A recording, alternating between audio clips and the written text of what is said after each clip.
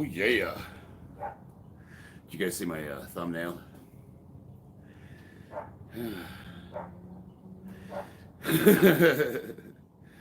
Oh, you do just fine. All right. Let me think. What was I had something profound to say and I lost it. Oh, yeah. My program. Monday, February 24th, 2025. It's calling for 3 sets of 315, 4 to 6 reps. Bam. That's pretty straightforward. I like these days are fun because it's just put 3 plates on there and crank them out. Don't have to think. What's your motivation? I look at other guys my age, and it terrifies me to grow old and lose all of my abilities. When a lot of guys my age can't even work. Like some of them can't climb flights of stairs or walk up ladders. And then other guys my age, like say for example, like if I lose my management job, right? Got a nice cushy job where I drive around in a truck to different job sites and I keep track of everybody. Let's just say that falls through and I have to put my tools back on and actually go to work. Could I do it? And yeah, I think I could. But now outside of that, like that's just general fitness. I'm trying to break some national records. At the age of 50, I'm going to be a national record holding powerlifter. And I'm going to be one of the best, not only in the world currently, but one of the best all time. So, I don't know. I'm also a psycho, so. TRT, oh yeah, absolutely. Mike, let's see. Bro, this past Sunday, I finally got 405 on the bench. Damn, did you get it on video? You should definitely upload that. Like, you should, I tell guys you could do on YouTube, like if you want to upload videos, but you don't say you want everybody in the world to see them, you can make them private. 405, that's like a milestone. That's a milestone that less than 1% of 1% of men that have ever lived or ever will ever get 405 on a bench. And I know that like YouTube makes it seem like everyone and their mother hits that, but it's like it's such a small percentage of men. It doesn't even register, when you in a percentile. Like 315 is less than 1%. I think the average man to hit 1.5 times body weight on a bench press puts you in the top 5 percentile of strength on the planet. Of the billions of people that are on the planet, if you can hit 1.5 times your bench, you are in the top 5 for strength. So it's like if I tell guys, let's say that they don't think that like a 225-pound bench is good, and I'm like, no, that's fucking awesome.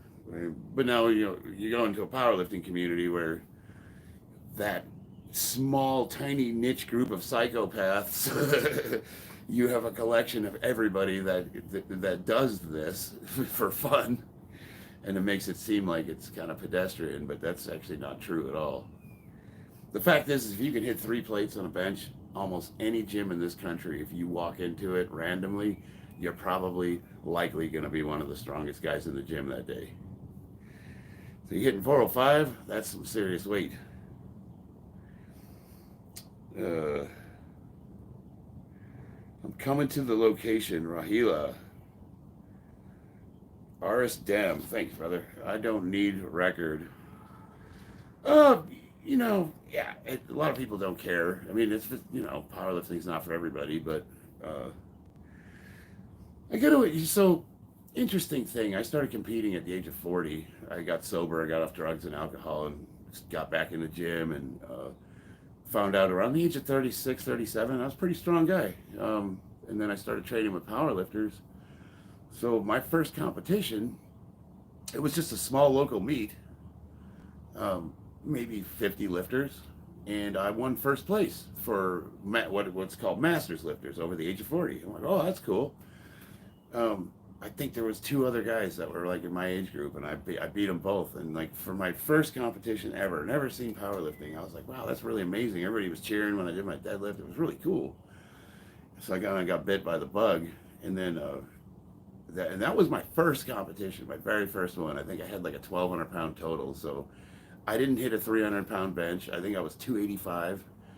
I had maybe a 525 pound deadlift, which I thought was pretty good. And then I think my squat was like 450, if even that. I don't even know if it was that much. And then, 5 years later, I'm competing at nationals, and I had a 1,500 pound total, and I've just been going up and up ever since. And now I'm ranked #1 in the world for my age. Age and weight. I need to say that. Weight class is important. If you aggregate all of the weight classes together, I think I'm ranked 13th in the world over the age of 50 for all weight classes. Somewhere in there. I'm in the top 20 for sure. Admit that 285, so maybe not as... No, it's 280. It doesn't matter if you're 285. 405 pounds is a lot of weight. Going 10% less. No, man, I'm so glad that worked for you. That's what I tell guys, man. Drop that weight a little and push those rep ranges. You'll get some good results. Because a lot of times we are stubborn and we just crash against the wall. And when we get to that plateau, we want to just brute force it to that next 5 pounds. And you just, unfortunately, can't put enough weight on the bar to force an adaptation. And that's how guys wind up hurting themselves too. You see these guys week after week, they're maxing out. And they wonder why their numbers aren't going up. And I'm just like, back off, dude. Back off and rep it out a little. So I'm glad that worked for you. Sarah J. or Lisa Ann. I wish I knew the joke. Bull breeder. This guy looked like he swallowed pickled bananas. Pickled bananas. You could pickle just about everything, but I'm trying to imagine what a pickled banana would look like. Thanks, Mike. I really do appreciate that. That's my goal. I just want to keep going as long as I can, And on that note, let me do my warm up. Today's bench session's super easy. This is the last week of volume training. So the program, it's a condensed 6-week program. It's like a mini boot camp, and it's designed for intermediate to advanced powerlifters that are just like trying to do a smash and grab before a competition. It's a really intense 6-week program, and this is the last day of what's called linear max OT phase. And it's just a straight up 315 for 6 reps for 3 sets. With one of them being an AMRAP. And then now next week's where the fucking rubber meets the road. Squats look like sets of 555 for triples. Bench press is, we're bumping it up for 330 for triples. Squats, now we're getting into the 600s. Deadlifts, we're getting into the 600s. So, but the sets get smaller. So instead, I won't be doing sets of 8. I'll be doing like sets of 3. So the weight goes up, the numbers go down. Heavy weight acclimation. That's what week 4 is. So now, essentially, we did our conditioning, which is low weight, high rep, super psychotic volume. And now we're doing an accommodation. And now we get into acclimation, getting used to handling the heavy weights. And then the last and final week of training is where we get to see what our numbers are going to be in competition. It's either you get them or you don't. And then I have a nice deload week, and then I compete. We're getting the band back together. Some of my old teammates will be coming back into town.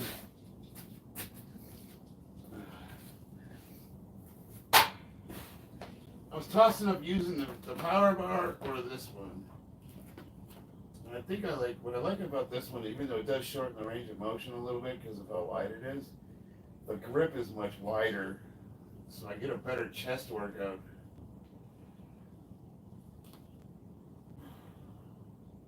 Because my normal grip's like right here, and this one makes you go all the way out here. But what's cool is you can, because it's a neutral grip, I can generate a little more force. Almost like I'm shoving someone.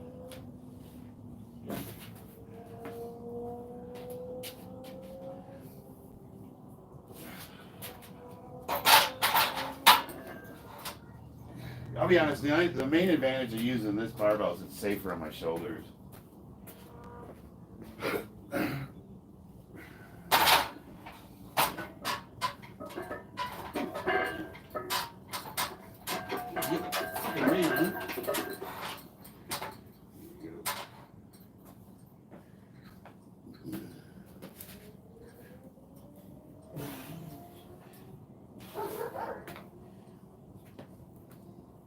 One thing you can do with this bar is you can angle it a little bit, so when you're pushing, you push your palms up, which stretches the triceps a little more.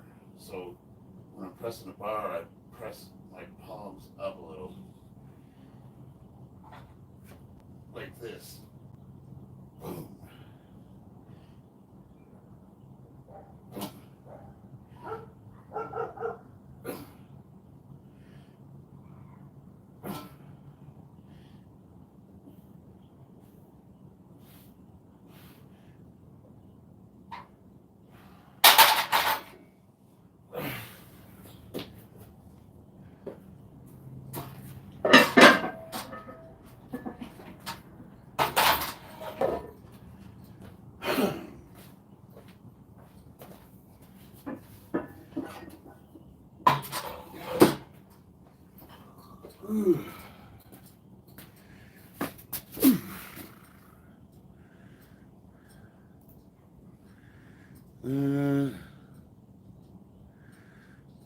All right. Lisa Ann. So we're going to break out the, let's see.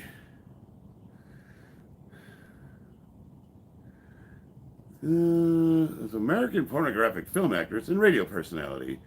She has also worked for director and talent agent.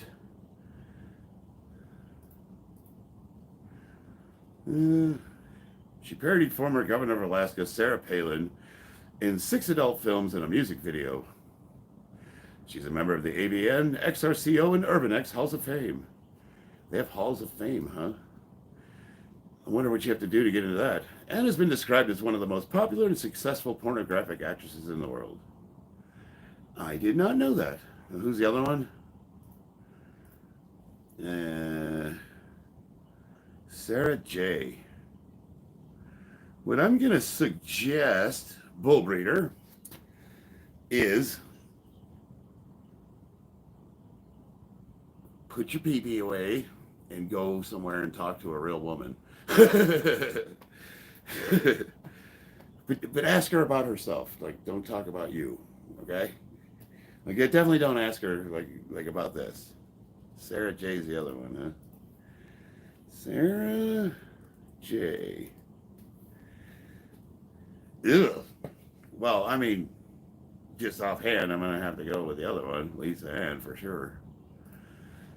Sarah J looks like she maybe did a little bit of time under with the meth pipe. Yeah. Sarah J graced the adult film screen in 2001. A Cincinnati, Ohio native, she studied psychology at the University of Cincinnati. Going to college. That's why we're doing stripping, eh? During her student years, she paid for her college expenses by taking up stripping. I'm glad that degree worked out for you. Afterwards, she moved out to Las Vegas in search of work in the adult film world. Since 2001, she's been working and known for her work in interracial scenes. In 2009, she won the UrbanX Award for Best Interracial Star. Ugh. Ugh. See, I see stuff like this, and all I can express is how grateful I am that my wife puts up with me. Thank you, baby. I really appreciate it. Mm-mm-mm. All right. Now that we got that out of the way, Shiki baby, what's up? WWE Monday night. Oh, is that tonight? 15 pull-ups. Yeah, stop playing with yourself. Yeah, that's right, Steven. It's follow the 80-20 rule. You know, otherwise you're gonna go blind. Sam Puccio, what's up? Let's get him to do 15 pull-ups. It's super important to show. Gavin Smith needs me to do mediocre exercises in between doing heavy sets of real lifting. See, you know what I mean? Like doing squats, or we could squat 600 pounds, and he's like, "Hey, let's see 15 sit-ups." I could bench 400 pounds, and he'll ask me to do 10 push-ups.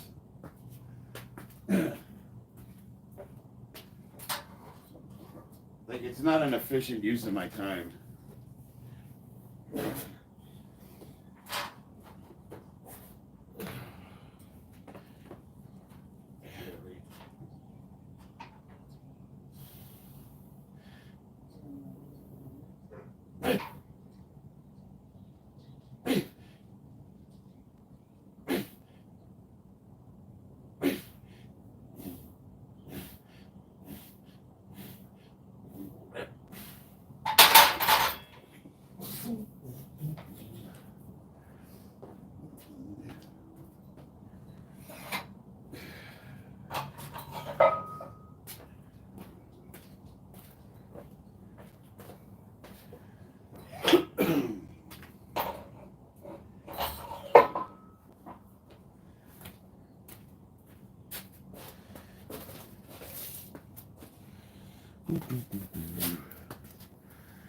All right.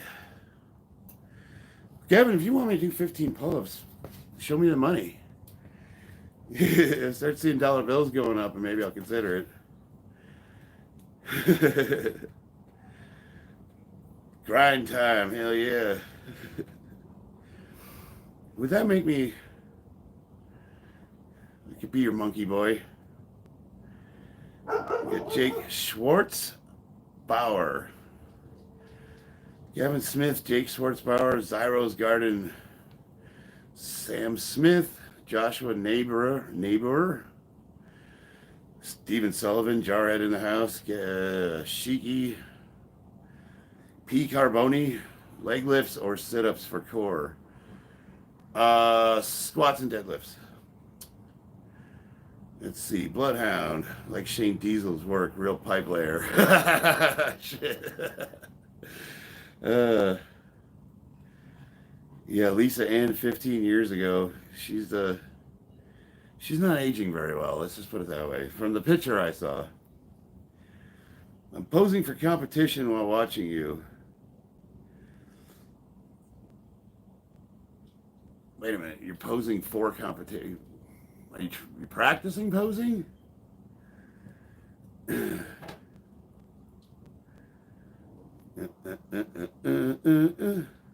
No, I'll tell you what, Gavin, because you do ask me every single time you log on for me to do 15 pull-ups. I will, when I'm done bench pressing, I'll do that just for you, buddy. Practicing, okay. Posing's hard. Like, it's difficult. It looks like it would be easy, but it's actually which is why I'm not a bodybuilder. What foods do you consistently eat? Shadowy optimism. Consistently.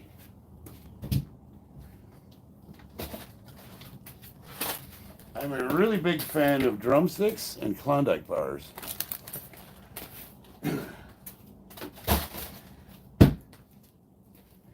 What would you do for a Klondike bar?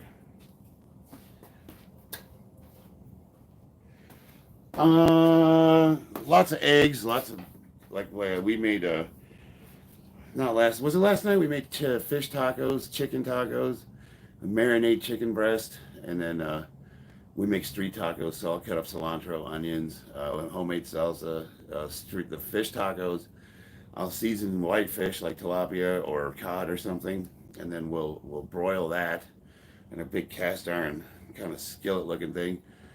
And with for the sauce, I take about a cup of sour cream, and I mix some cayenne pepper, a little garlic, a couple of shots of sriracha, a little bit of turmeric. Mix that all up, and then we do some fresh cabbage and lime on top of that, and then um, for the burger meat, we just put a little bit of cumin. I'm basically taco seasoning, and I like to we like to heat the tortillas on the stove directly. Just put them right on the fire for a couple of seconds.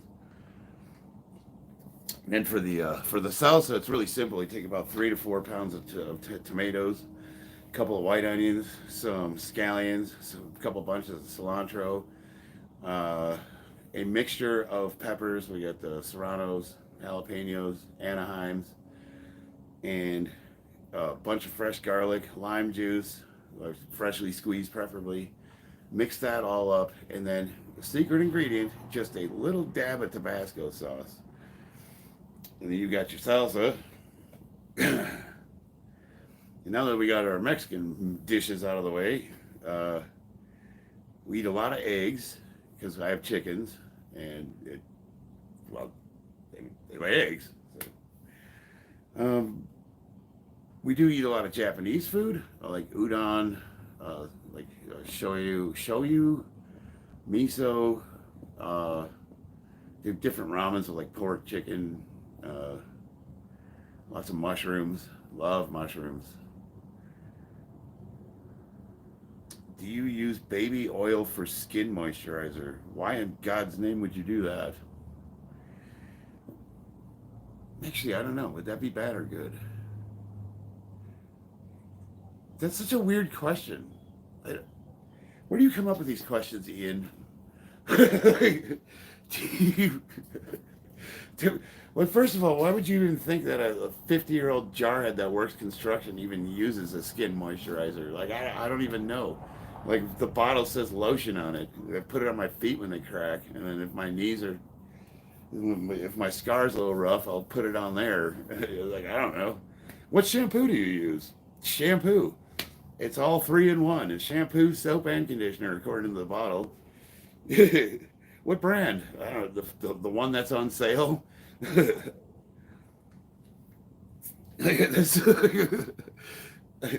I look like a? I probably should though. I guess if I was not white, you would consider me to be what they can call ashy. Like I can scratch my arm and a bunch of flakes come off of it. That's probably not a good thing.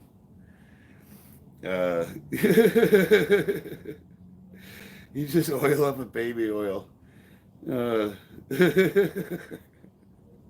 that's why I keep you around, Ian. Vaseline. Yeah, right, Mario. Just slather it with some Vaseline. There you go. No, I guess baby oil is fine, but I don't know. I heard some powerlifters use baby oil for moisturizer. Where? That's the first time I've ever heard of them ever talking about. Like, I don't know if those guys even shower half the time, let alone put moisturizer on. Dude, you walk into a powerlifting gym and you're like, when's the last time you changed your underwear, dude? You know what I mean? There's some powerlifters, generally speaking, now this is a generalization, are fucking nerds. We were the guys that got picked on, couldn't talk to women, had social anxiety, didn't get out much. Mommy and daddy didn't give us encouragement, whatever, fill in the blank. We were the kids that were quiet in the back of the class that people either picked on us or they ignored us completely. And then for whatever reason, we went into a weight room and decided to turn ourselves into silverback gorillas. A lot of those guys are like your neckbeard, anime nerds. Like, you know me, what do I do in my spare time? I paint Warhammer figurines and I watch cartoons. Like I'm into video games, and like I'm a fucking nerd. I'm a nerd with muscles. And then you find a lot of those guys are like, or they're like the edgy, like, death metal, like used to be goths in high school, or what, emo or whatever. Like we're the fucking weirdos, dude. So like I guarantee you didn't hear any power lifters talking about what they used for skin moisturizers, and most of them don't even brush their teeth properly. Like, we're just that kind of people. We all collectively get better as we get older. Yeah, a lot of us, if you're lucky enough to get a good woman in your life, should clean you up pretty good. Uh, 44 years old and in good shape. Nice, Martin. Ronnie Coleman. Hell yeah. He's my favorite. Can't go wrong with some Arnold presses. Arnold presses are good. You don't drop. And for comp, they smell like ass. I'm going to oil up and live stream in my posing trunks. I think Ian's soliciting for, he's trying to solicit some of my viewers to go check him out. He's our aspiring bodybuilder, and he's going to, you're joining the Navy, right, Ian? In the Navy, you can oil up. All right. Bam, bam.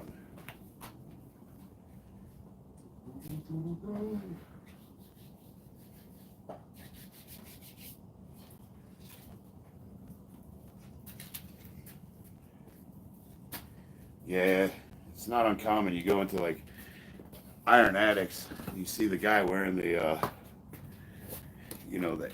ape strong shirt, or he's got like misfits and skulls on everything, and he's got piercings and he just looks mean.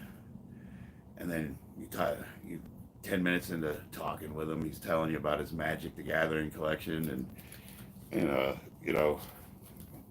next weekend we're gonna get together and I'm gonna run the Salamanders versus his Chaos Army. You know what I mean? Like we're fucking dorks.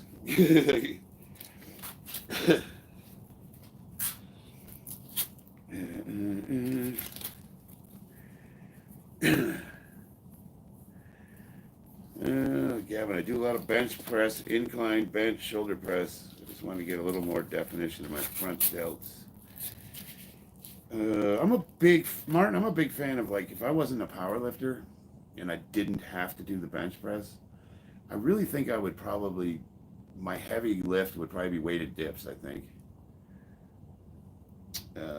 Stay strong, people. Hey, what's up, my man? Another golden era over 50. I was a submariner in the Navy. Make sure you get surface duty. Yeah, Ian, you need to talk with Stay Strong. He was, Ian, what rate did you say you were going for? I forgot what you said. You already went through MEPS and everything. You're enlisted. You signed on the dotted line, right?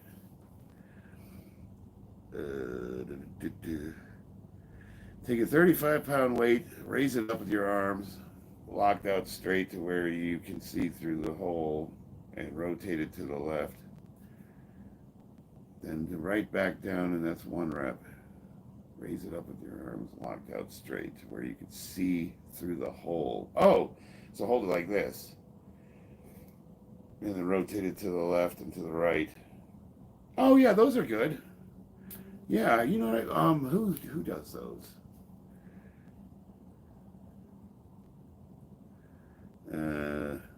Don't say SEAL Team 6. It's not going to happen.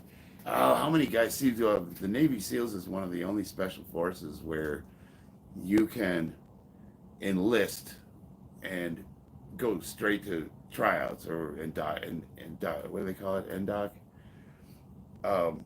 So they get these kids that are like, yo, you want to be special forces? Yeah. The fucking movie was awesome. Charlie Sheen was the shit. Yeah, show you how old I am. Oh, okay, you want to do that thing? Yeah, so sign here. And then what they don't realize is if they don't make it, the Navy, you're still on the hook for 4 years. They can put you wherever they want you, and you're going to wherever they need you to go, depending on your test scores, of course. Whether that's a cook on a submarine or Hard to say. Sounds good, Gavin. Give her a try. That's a good exercise. You should play Avengers as Doctor Doom. Doctor Doom. Have to think about that. I don't have a funny comeback for that. I used to bodybuild. Gavin, now you're a pro racer. We should say more about that, Gavin. There are a lot of SEALs thanks to Charlie Sheen. Yeah, right. You guys remember that movie? Look, man, that was back in the late 80s, early 90s when none of us knew what a Barrett 50 cal was, and the first time you saw that sniper rifle, tell me you weren't like, what the? That movie was just the coolest ever.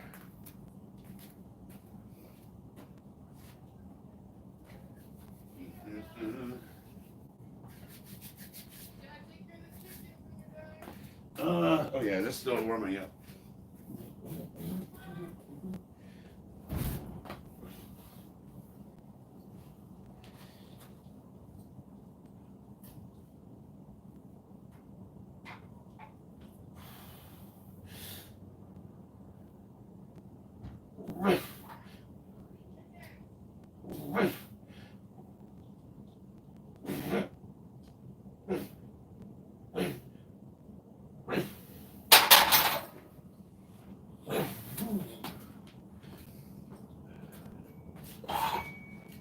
Alright, I'm ready on my working set. 3 sets of 4 to 6 reps, I believe it said. Let me look.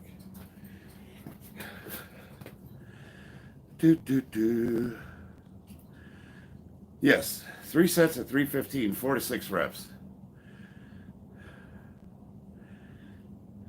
It comes with instructions. So, if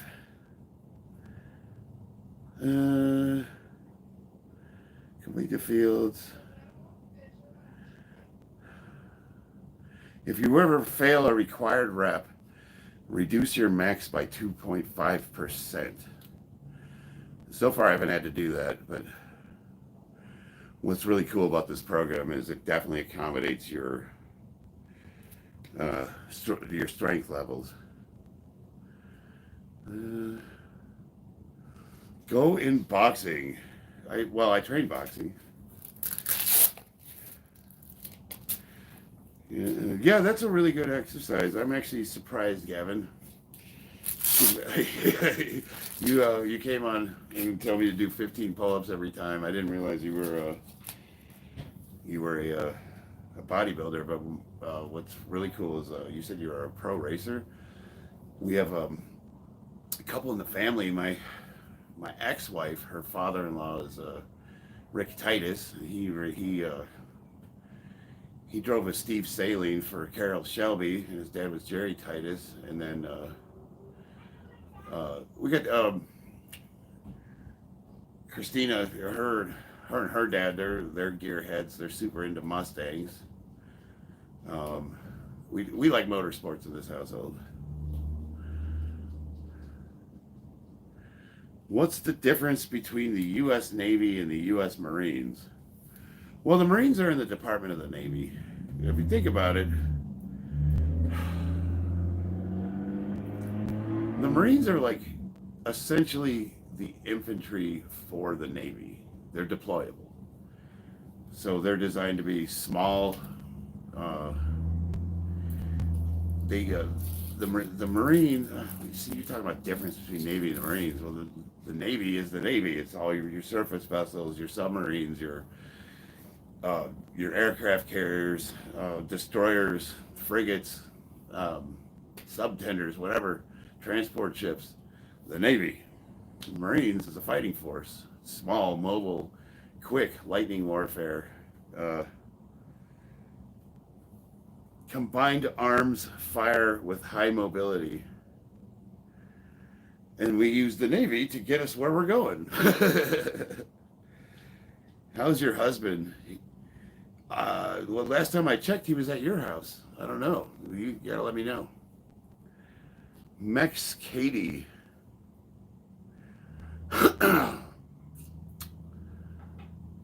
ITVS is what I race. Oh, I'll check it out. ITVS. Control D. Piece of crap. VS. Piece of crap.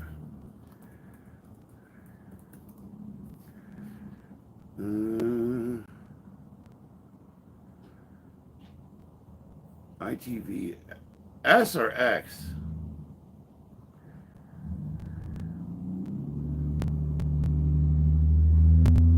Wait, is this horse racing?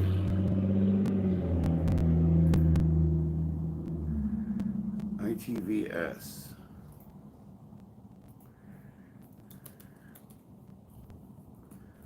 Racing. Oh, here we go.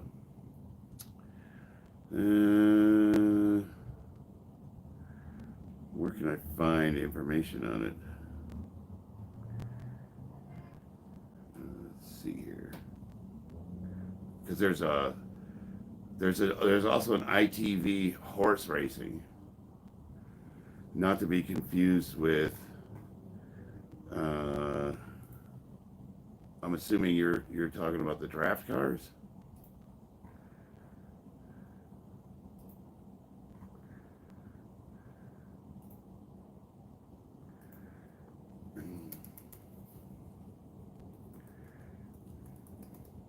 Piece of shit. All right, I give up. Just tell us more about it. Don't make me do searches for it. All right. Are you natural? No. And you're on trend. Damn. It's not something I would do, but how's it working for you?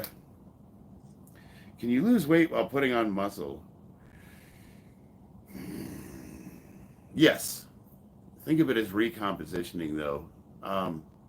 If you maintain a very slight caloric surplus, and we're talking slight, like 500 calories, and you're training with progressive overload using a program like 5x5, 531, whatever, Renaissance periodization, or pick something off of like a good program, something that has progressive overload, and you're doing it as you should, you can put muscle on while losing weight. Your body will recomposition itself.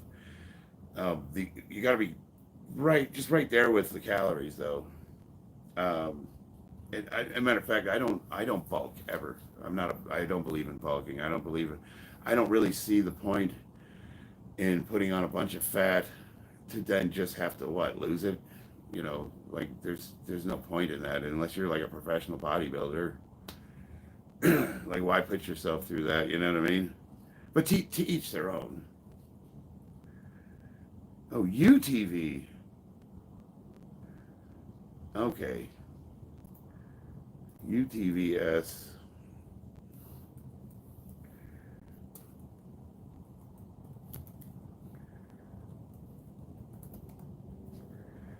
All right. Oh, okay. Do you ever come out to Nevada and race? So you do off-road racing. You ever do like the Terrible 500 you have out here in Nevada? Or are you here in Nevada? Are you out in Vegas by chance? Because when I pull up their main events page, all of these races are in the Nevada desert. You got the Mint 400. That's out there by. I bet you that's out there by Prim. Let's see. There's Arizona, the Mint 400s, and let's see. You got the Reno 600. Barstow, California. So no, they're not all in Vegas, but there's a lot in Vegas. That's cool.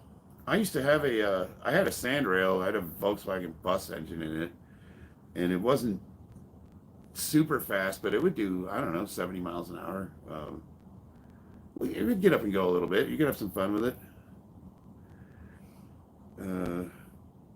You wish you could talk to the screen. I know. I wish you guys could too. It would make conversation way easier. The body beatdowns in the house. What's up, brother?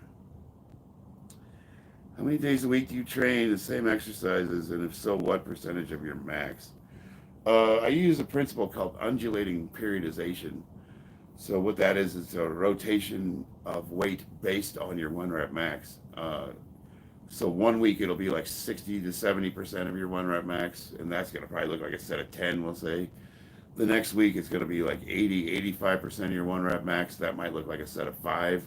And the third week it'll be 90 to 95% of your one rep max. That might look like a set of 3, 2, whatever. And then a deload.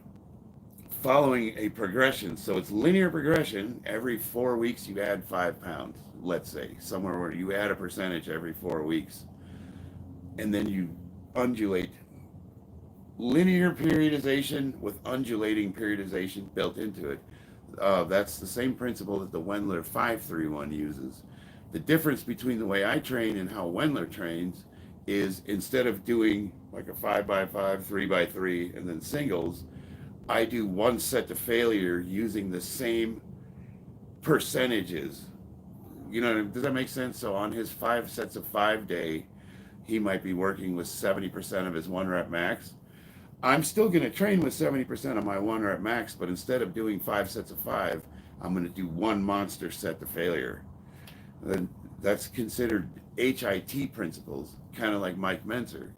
I don't know where Mike Menzer got it wrong is that has to be periodized as well. So you can only do HIT for so long before you're going to run into some problems. So generally speaking, we'll do HIT until we start hitting some plateaus, and then I will periodize and I'll go into a conditioning block. And that's going to look like super low weight, super high rep. So 50%, 60% of your one rep max for like sets of 50. We'll do that for 4 to 6 weeks, and then we'll go back into programming. And then if I'm going to compete, we add a peaking block to that. And what that looks like is like a couple of weeks before competition, we dial down the exercises to just the 3 platform lifts, and we work on, you know, sets of no more than 5, usually like doubles and triples. So it's a really complicated training program that I use, and I have professionals that help me with it. So I don't just go in the garage and make shit up. I have this spreadsheet that I will show you. So I keep everything on the spreadsheet here, and I don't know if you can see that, but I have all of my weeks planned out. It's like, this is week 4, this is week 5, this is week 6, and then like I can do data inputs where, where's my mouse? Where you at?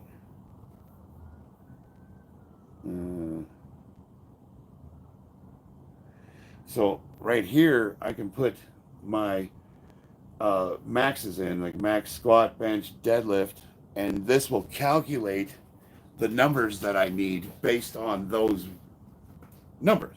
So if I put 650 pounds as my one rep max for deadlift, it's going to program all those weeks based on that number. What's cool about this spreadsheet is I have data that goes all the way back 10 years, and I can do a chart, like a line graph, and I can see where I've hit different periods of my life where things have changed. What, did I get injured? Did I lose weight? Did I get sick? Did we move? Did work send me out of state? Did I start using creatine? What PEDs am I on? You know, I can see what my progression was during different phases, and I can kind of correlate data. And then over the years, I've been able to fine tune my program into something that at the age of 50, I'm still making slow but very steady gains with. But then when people ask me like, well, what are you training? Dude, sometimes I bench 3 times a week. Sometimes I bench once a week. Sometimes I deadlift once a month. Sometimes I deadlift twice a week. You know, it's like, it depends. Sometimes I do squats and deadlift on the same training day.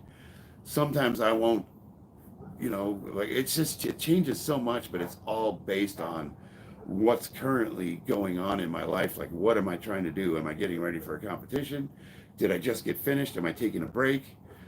What, you know, like what? So it's really complicated. Like, I couldn't just tell you. Like, generally speaking, I do squat, bench, and deadlift every week, and it's usually between 70 and 90% of my 1 rep max for sets to failure. That's normally how I train. And I do essentially 5 lifts regularly. I do squat, bench, deadlift, overhead press, barbell row, and variations of those. Where did my chat go? My name is Charlie. Welcome to Jackass. Nationals this year in Nevada. Hell yeah. So the mid 400s in Vegas. Where are they having that race at? We'll go. If we, I'll ask Christina if she wants to go see, check that out. Tommy Talk. Thank you, brother. Murphy, I get what you're saying, but I feel like working to failure is too much and will set you back. I mean, I don't know. It's like I don't even know how to answer that. Like, I just basically told you I work with professional trainers and we're data driven. So like I can literally like see if I'm being held back or if I'm progressing. It's like the data I've aggregated would suggest otherwise. But then you go, okay, you have to take it further. Like, oh, what's failure? Is it when your form breaks down and you can't do another rep with good form? Or is it when your muscles are absolutely, you just can't do the movement? Usually speaking, failure is when you have to start grinding. Like the second you have to start incorporating other muscle groups to complete the rep, you're done. You failed. So, but I mean, I don't know. There's like it's complicated. And that's the thing is like people are like, well, I don't like HIT training. Well, I don't do HIT training. Well, I don't like volume training. Well, I don't do volume training. Well, I don't like conjugate. Well, I don't do conjugate. Well, what do you do? I do all of them. There's periods where I do all sorts of different types of training. There's periods where I do nothing but high volume, low weight. And there's periods where I take sets to failure. And there's periods where, you know what I mean? Like it's all programmed based upon what goal you're trying to achieve. And right now my goal is to increase my 1 rep max on my bench press, deadlift, and squat. So this program I have is tailored to do just that and nothing else. It doesn't care what your shoulders look like. It doesn't give a shit if your calves are big or not. All it cares about is, did your squat number go up? That's it.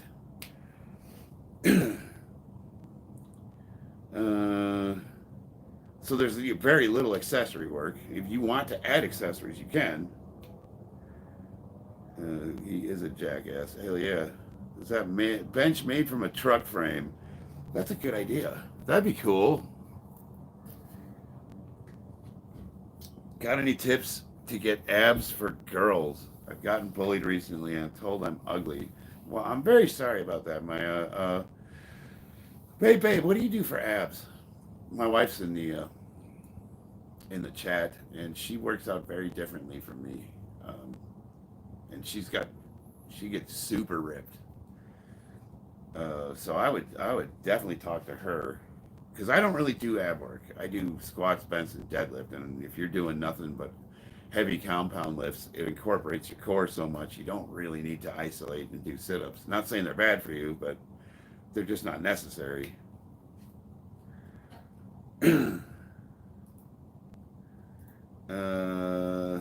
Failure is to where you can't do another rep giving it 100%. Well, it's whatever your definition of failure is, Murphy. You know, for us, failure is you can't do another rep without having to use English, let's say. So if you're doing dead hang pull-ups and you can do 10 perfectly, but on that 11th one you have to kip to get up there, you're done. You failed. But there's an argument that keep going, kipping them out will add to your hypertrophy. So, and there's the science does suggest that too. But it's a matter.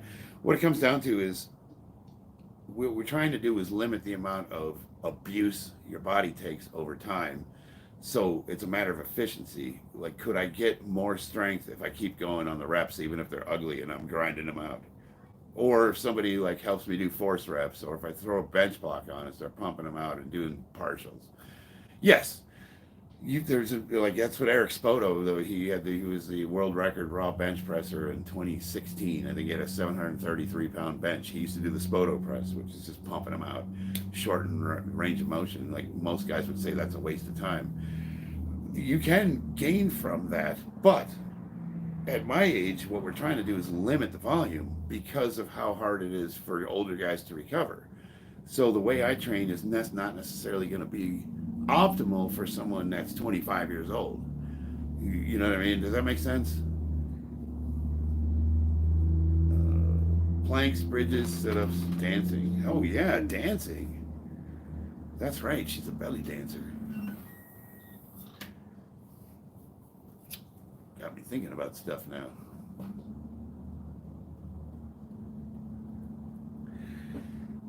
Dancing. Hell yeah, Steven.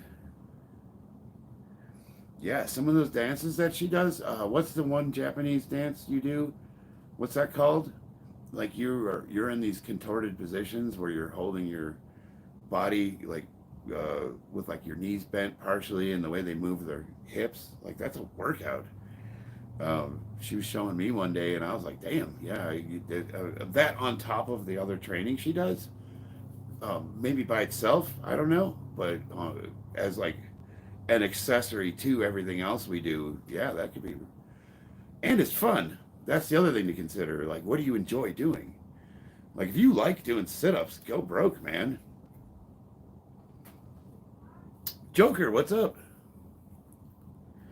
Yoga, yeah. I was gonna make a belly dancing joke. Let's heat it. Let's hear it. George, you natty, hell no. How long do you do HIT, Mark? Uh, it depends. Like sometimes I'll get on a roll and I'll just keep making gains for months.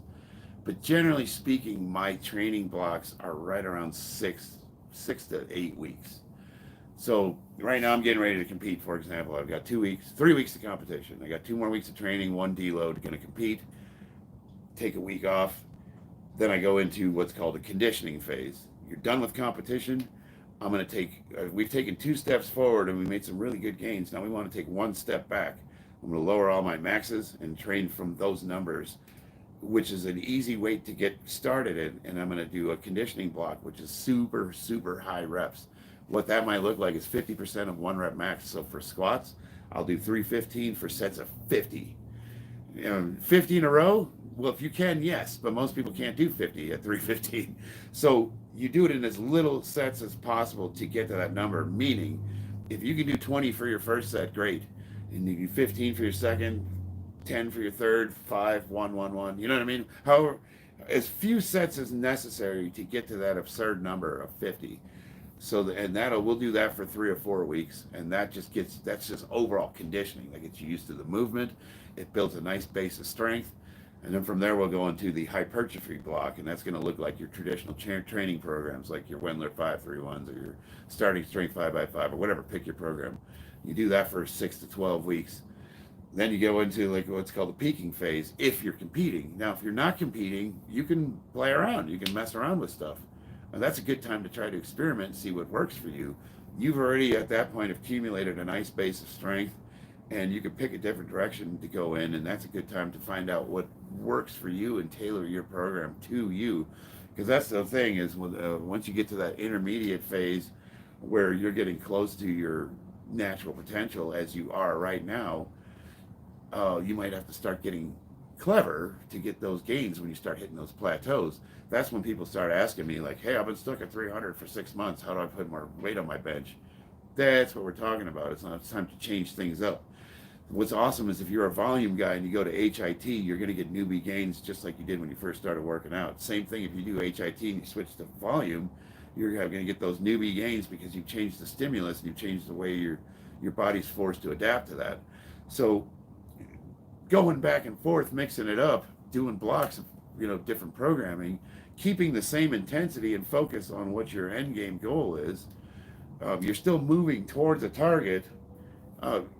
You can just keep making gains. I am 50 years old and I am still PRing every single competition I've trained or I've competed at. And it might only be 5 pounds, but I'm still doing it. And I've had to get really damn creative just to put another 5 pounds on my lift sometimes.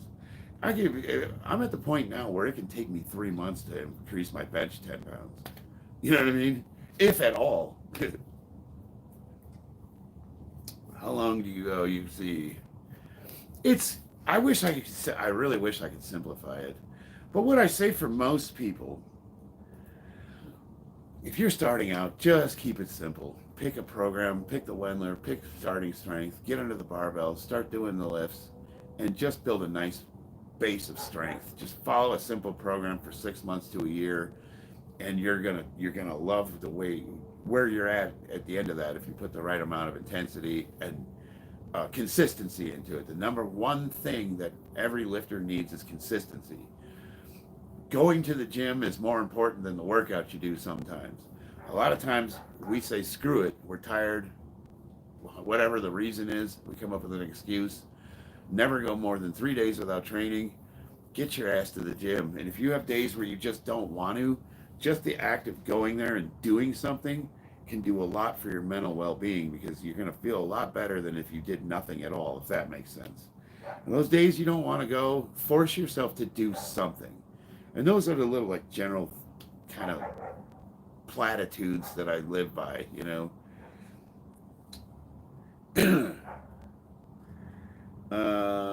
J-Lifts is my channel. Go to channel. J-Lifts.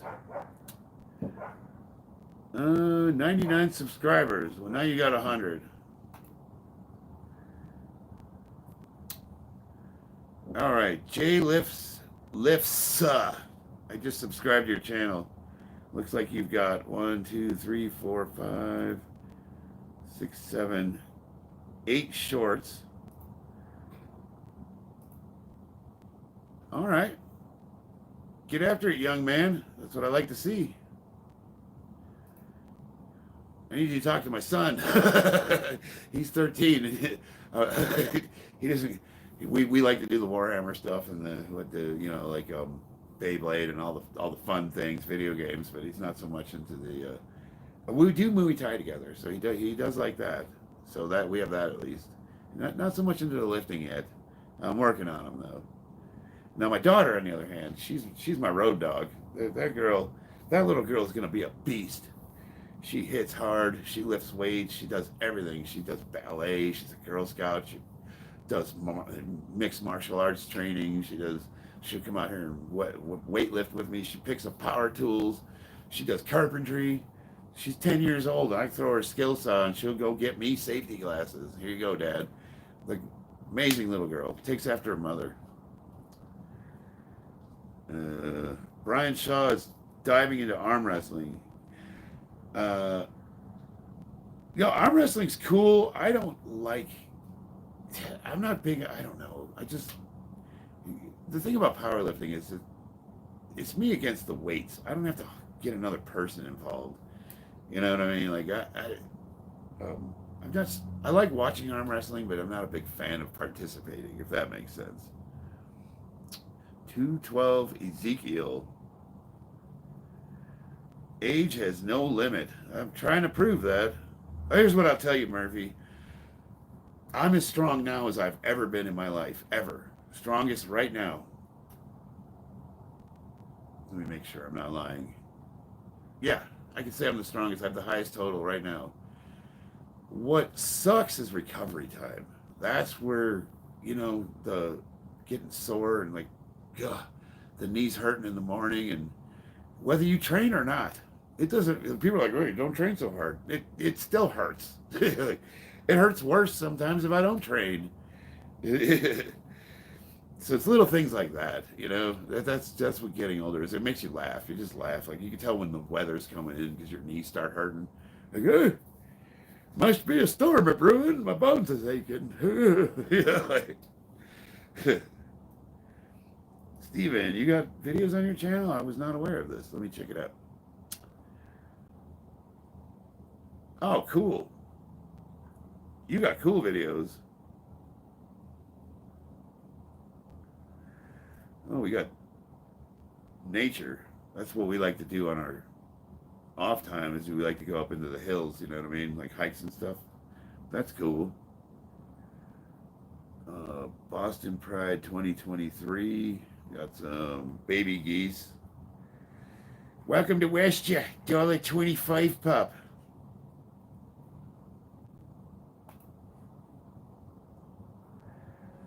You kind of look like DDP. Diamond Dallas Page. Like, you know what? He's got this hardcore yoga, DDP yoga, and it's work.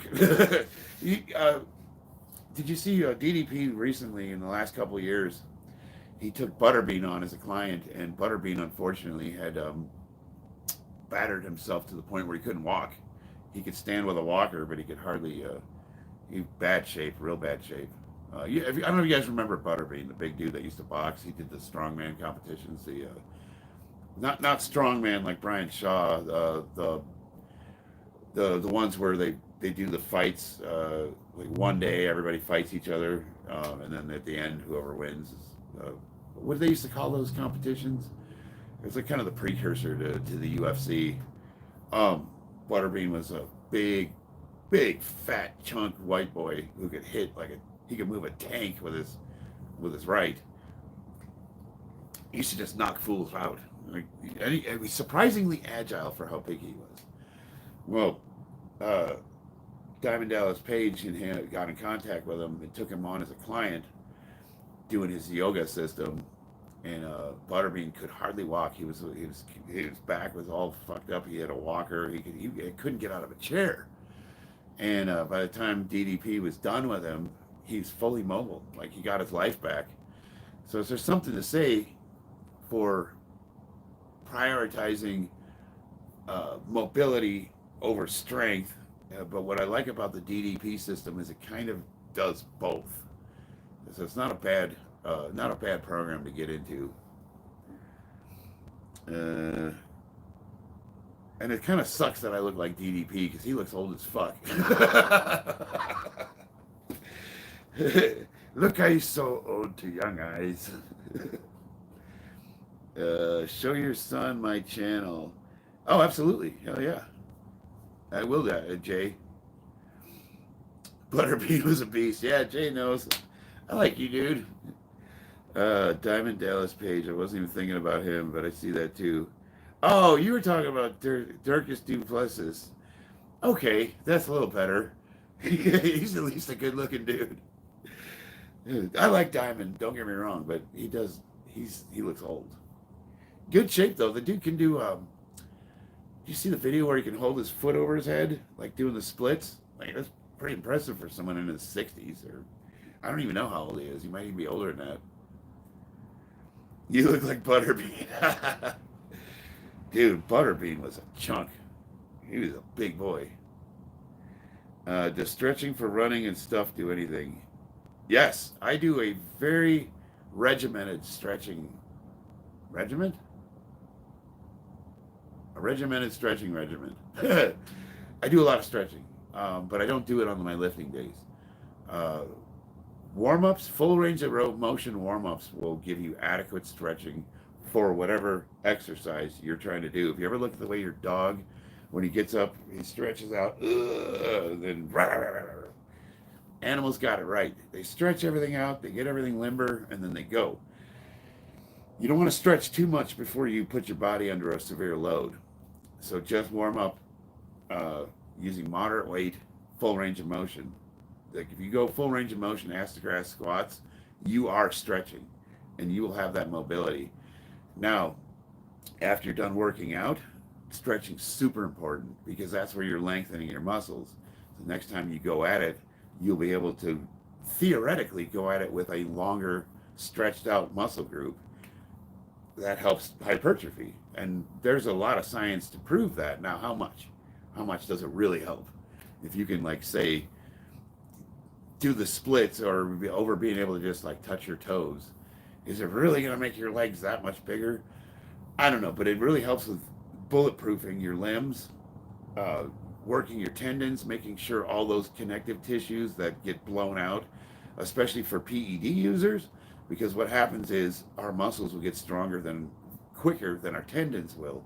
So there's a tendency for guys that are on PEDs to get super strong super fast, and they're putting so much force on their tendons and ligaments before those tendons and ligaments have had a chance to catch up with the strength of the muscle tissue. And that's where you see pec tears and biceps being detached and all sorts of weird injuries that you just don't see with natural lifters. But if you understand this, if you know this is going to be a problem, you can mitigate it. And 90% of that's just by stretching. I mean, and real stretching, not just like, touching your toes a little bit, like really getting after it. Like stuff that ballerinas do, you know what I mean? What rep range would you recommend for bodybuilding? I recommend periodization. So you should be cycling through all the rep ranges. You should have weeks where you go lower weight, higher rep, and you should have mid-range weeks where you go moderate weight, moderate reps, and then you should have your heavy days. And that should look like each week, like an undulating cycle. So like 60%, 75%, 90%, start over. And you that's called undulating periodization. You're rotating through rep ranges. Because people are like, well, if you want to be a bodybuilder, you got to do higher reps. You got to be in that 10 to 20 rep range. Well, here's the thing. If you look at the overlap between low rep, high weight, and high rep, low weight, like imagine this at the line, and the percentage of overlap for strength and hypertrophy. How do I express this? There's a lot of carryover, so you can get hypertrophy from high weight, low rep. Look at powerlifters. Some of them are huge, and all they do is heavy sets of doubles and triples. Likewise, you can take muscle failure with low weight, higher rep, but here's the problem. Let's say you're doing dumbbell curls, and you can normally curl 100 pounds. And you decide, you know what, this is old. I'm getting sick of this. It's hard. I hate lifting this weight. It hurts my arms. I'm getting tendonitis. I'm going to work out with 25s. And you can do like 30 reps with 25s. How do you get to muscle failure with light weight?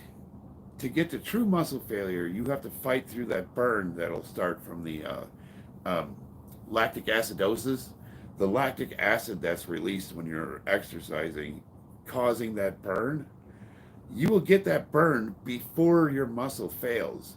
So you have to fight through that to get to that muscle failure. But if you can achieve the same effects at that weight as you can with the heavy weight. So then it becomes a matter of efficiency. Why would I bother doing all these lightweight sets to failure, which are a pain in the ass and take forever, and I got to do 1,000 of them, when I could just put 50 pounds on there and do sets of 5.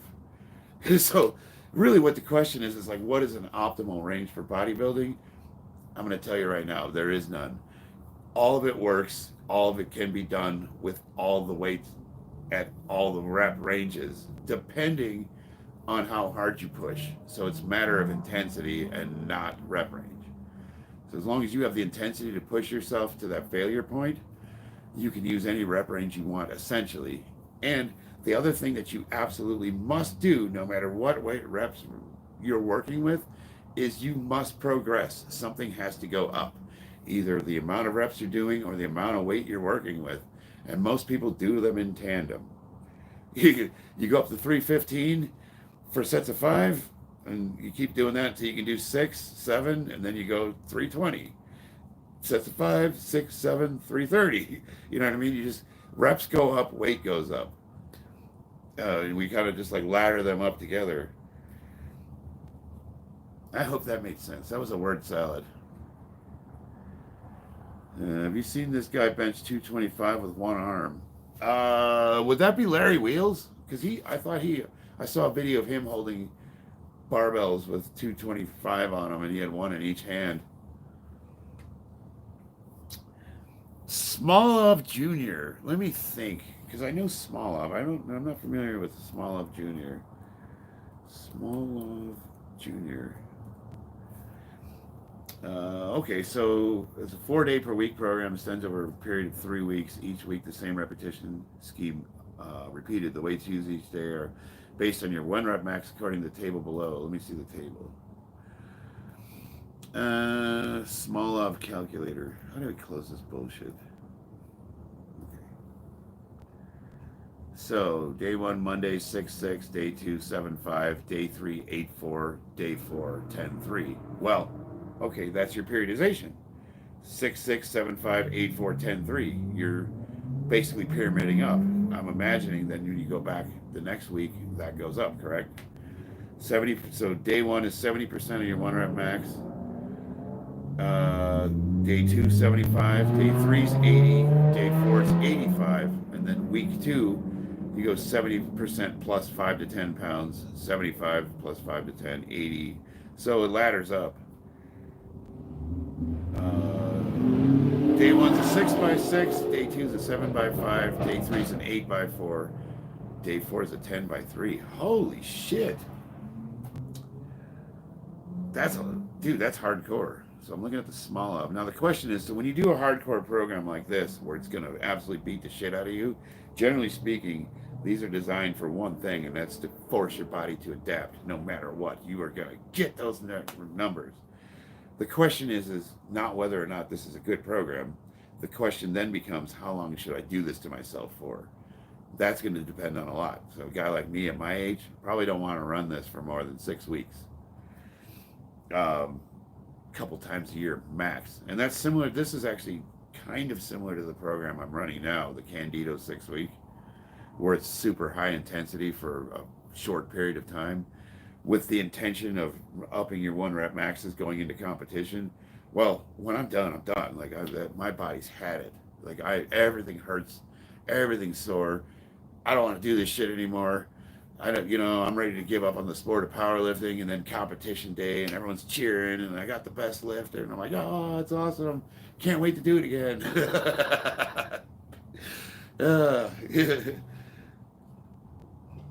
No, I like this. I'm going to do a little research on the Small Up Junior program, because this looks like something I might want to attempt. It's a 3-week smash and grab. Huh. This might be something you want to do right before a powerlifting meet. All right. Lactic acid burns a real...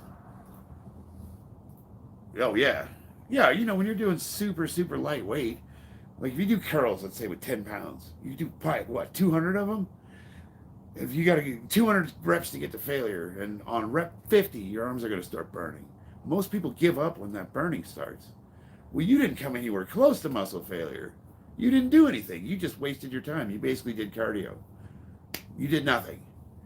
But if you can get through that burn, you can gain muscle working out with 5 to 10 pounds. But then the question becomes, why? Why are you doing this? Like, just grab the 25s and do normal sets like everybody else, right? Well, conditioning, training, peaking. It just depends on where you're at in life and what you're trying to do. Because you can maintain. So when I'm not in competition, what I do what's called maintenance lifting. And I go heavy enough to make sure I can get my openers, which are about 90% of my 1 rep max. What's cool about that is you're still going heavy, you're not losing strength, but you're leaving enough in the tank where you're not taxing yourself to the point where it takes a week to recover. I can go again in 2 days if I want to, and all I did was just go up to 90%. So that's maintenance lifting. Easy. It's not hard on the body. You're still going to maintain your size and strength. As if you want to kick it into gear and start doing some heavy lifting, all you got to do is just get into it. And you're still maintaining numbers that are reasonable, so you don't have to worry about losing all your strength and having to try to get it all back again. Maintenance lifting. Just maintain that 85 to 90% range, and you can do that all year round, and it's hardly any effort at all. You're already strong. You already can do more than that. And that's a good way to like get off all whatever. If you're in, you know, if you're taking a bunch of whatever science project you've turned yourself into, you can get off all of that, get on a little TRT or post psychotherapy, and just cruise for half the year. You know, they don't, have, and you'll look great. People will still accuse you of taking, you know, horse jizz or whatever.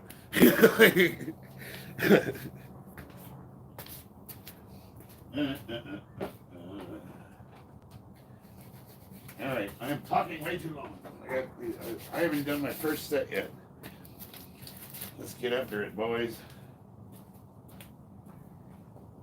Don't tell me that you love me. Do, do, do, do, do, do, do, do.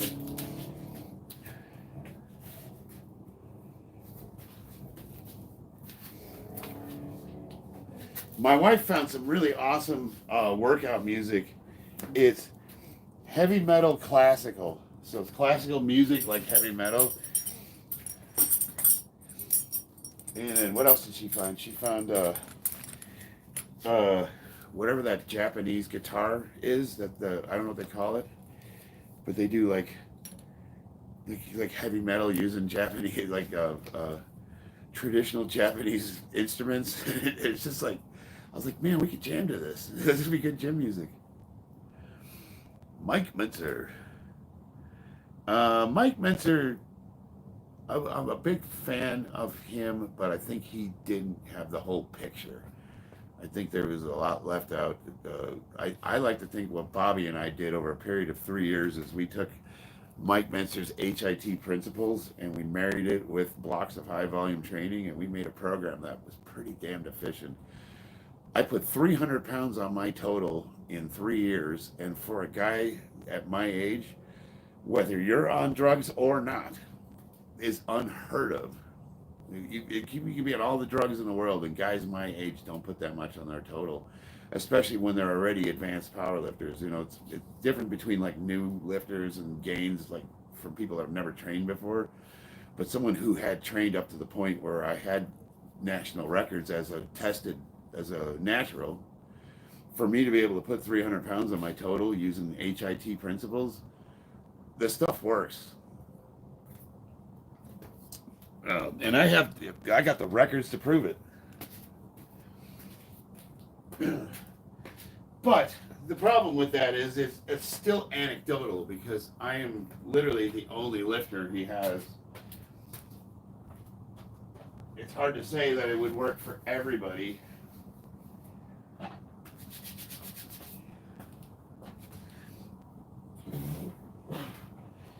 Best thing I would say is try a new program. If you don't like it, you can always go back to what you were doing.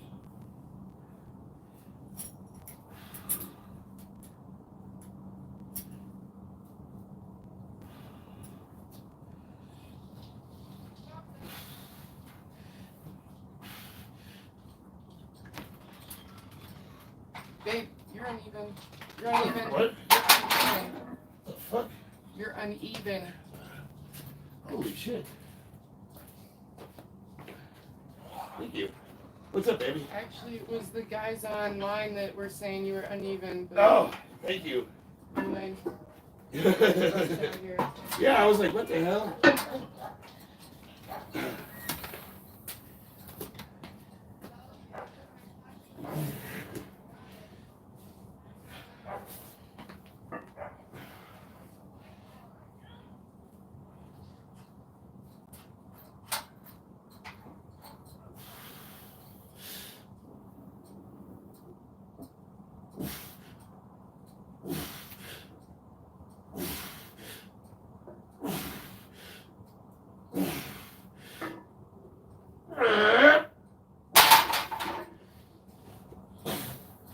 Set one done. Thanks for pointing that out. I'd have figured it out. Phew. Yeah. No, there it is. I meant to do that. I wanted to work one arm a little more than the other. Where do you get your TRT? Helix HRT.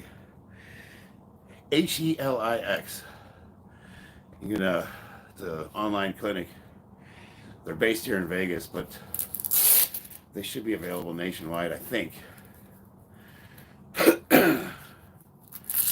DH Tino, what's up? That's why I paint the weights too, because when they're all the same color, I have 45s that are smaller diameter but a little bit thicker, and I have 35s that are thinner but a little bit wider, and I kept mixing the 45s and the 35s up, and one day I just got sick of misloading myself, so I decided to paint them all.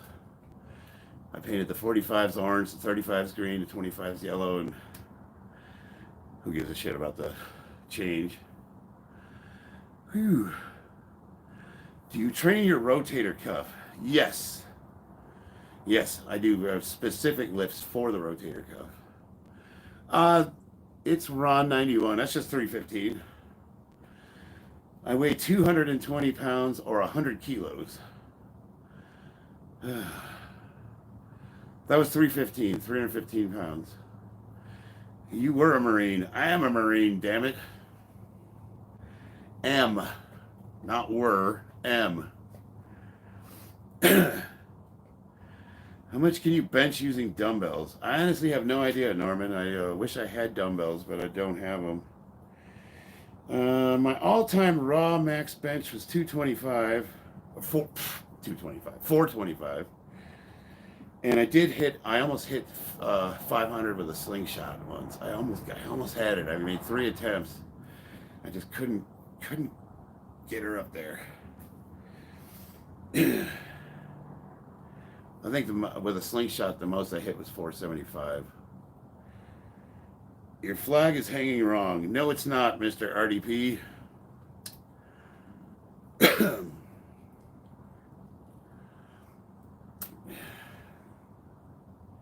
I have to explain this to people every single time.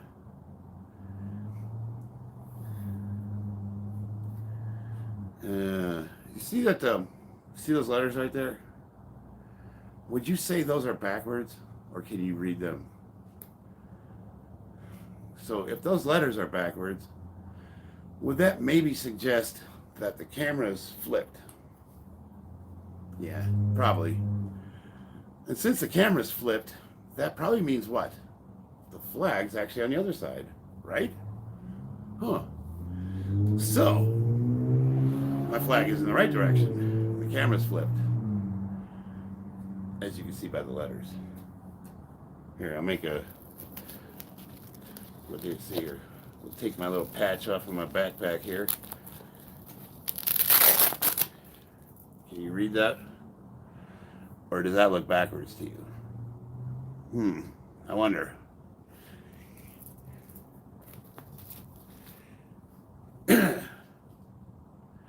I'd knock you out in the ring if you could get your fat ass in there, probably. You'd have to stop sucking dicks for a minute, though. What's your protein intake right now? 0. I am still fasting. These words in background. There's words in the background. No, you know, I thought about hanging the flag the right way so it appears normal in the video. The problem is YouTube, for whatever reason, sometimes flips the videos. For a while there, when I was doing portrait view, it was showing it the right way on YouTube. It'd be wrong on my phone, but correct on the computer. You know, laptop right here. That way I keep up a chat. I can see it a little easier. So I hung the flag the correct way, but then for whatever reason, YouTube decided to reverse it, and now it's showing it 1-to-1. So I'm like, okay, well, I'm just going to hang it the right fucking way, and whatever it comes up as, it comes up as. There's no options for me to flip the screen when I'm setting the video up, and I've looked everywhere. I can't find anything that allows me to correctly orient the camera when I have it in front camera mode. Now the cure to that would be obviously use the back cameras, but then I can't see myself, and it makes kind of keeping up with the chat more difficult. this way I can see, like, let's say the camera was tilted a little off, I can make corrections on the fly this way. I don't know, man. How do you deal with starting to win in life? It's an honest question. I've been winning every day for the last 3 weeks, and I almost feel disassociated because I'm not used to being that person. Edward Snowden. Well, we know you're not the real Edward Snowden, but this is what I can tell you. It is a real question. Sometimes life sucks. Life fucking sucks, and then you die. Yay. That's the nihilistic viewpoint. And then, what do? We attempt to kick at the darkness until it bleeds daylight. You know what I mean? You just keep going. Why? What's the point? I don't know. We just have that drive in us. That drive to succeed. We're just built differently. We keep going no matter what. No matter how many times, how much life beats us down. We just keep going. But then you go through periods where everything starts working out. You get promoted at work. Your boss starts talking nice to you. All of a sudden, the wife's interested in you again. You're feeling handsome. Money's good. You got that extra paycheck. You didn't have to pay some bills, and you can afford to go out to dinner, and like things are just looking up. Or we had a little bit of maybe got some overtime money or whatever happened. Like you got just things are just going your way. All the bills are paid. You got no creditors calling you. The kids are getting good grades in school. The wife's happy with you. The house is clean. Like you're on a roll, but there's just this like uneasiness. You're just waiting for something to happen. It's almost unnerving. It's like being in the eye of a hurricane. It's too quiet. Things are going too good. You're just waiting for the second half of that shit sandwich to come smash you in the face. But here's what I'm gonna tell you. Chance favors the prepared, my friend. Prepare for the worst. Don't have your expectations unreasonable, but try to enjoy it. When things are going your way, thank God for giving you a break, because he's got more for you. I guarantee it. And just enjoy it. Just go roll with it, and then try to share that love. Spread that to the ones that you live with. Spread that joy while you have it. We're just the type of people where we're so used to just being beat down and shit on, and you spend your entire life growing up in like some sort of abuse or whatever, and if you're not being abused, you're abusing yourself. You get to a point where in your life where that's all you've come to expect, and the path forward is to break out of that cycle and see things for what they really are. We're the ones that hold ourselves back. Just know, as long as you don't have expectations and you're grateful for what you have, you can allow yourself to enjoy things when they're quiet and moving in the right direction. You know what I mean? There's nothing wrong with that. And when life does get you beat down, sometimes it helps to just talk about it. But the most important thing is that we hold each other accountable. And I'm going to keep moving forward. And I'm going to tell you the same thing. And when I'm falling backwards, you guys always tell me the same shit. Hey, bro, you got to get your shit together. That's what we do. How do you break the day-by-day habits and go beyond? Ailey. That's a tough one. Give me just a second. I gotta use the bathroom real quick, guys. And then I'm close to, I gotta do my second set. But it's something I do like talking about.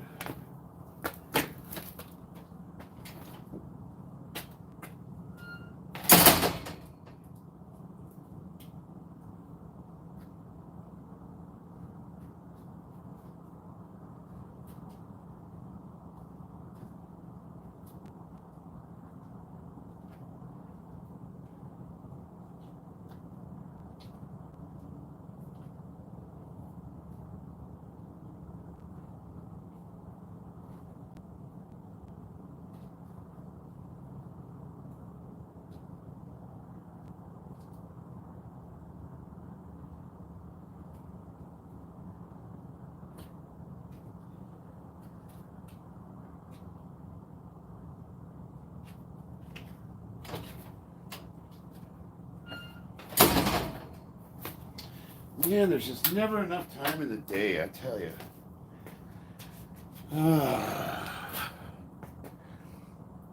Any tips to get under 20% body fat?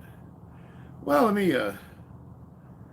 let's touch on what Ailey said. Suffering from success. Yeah, dude, we do that to ourselves, right? When things are going good, you're just like waiting for something bad to happen. Day by day habits and go beyond. Success is addictive.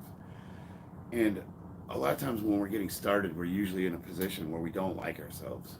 If you've let yourself go, if you let yourself get overweight, you think you're weak, whatever fill in the blank, whatever body dysmorphia or mental issue you have that you want to change.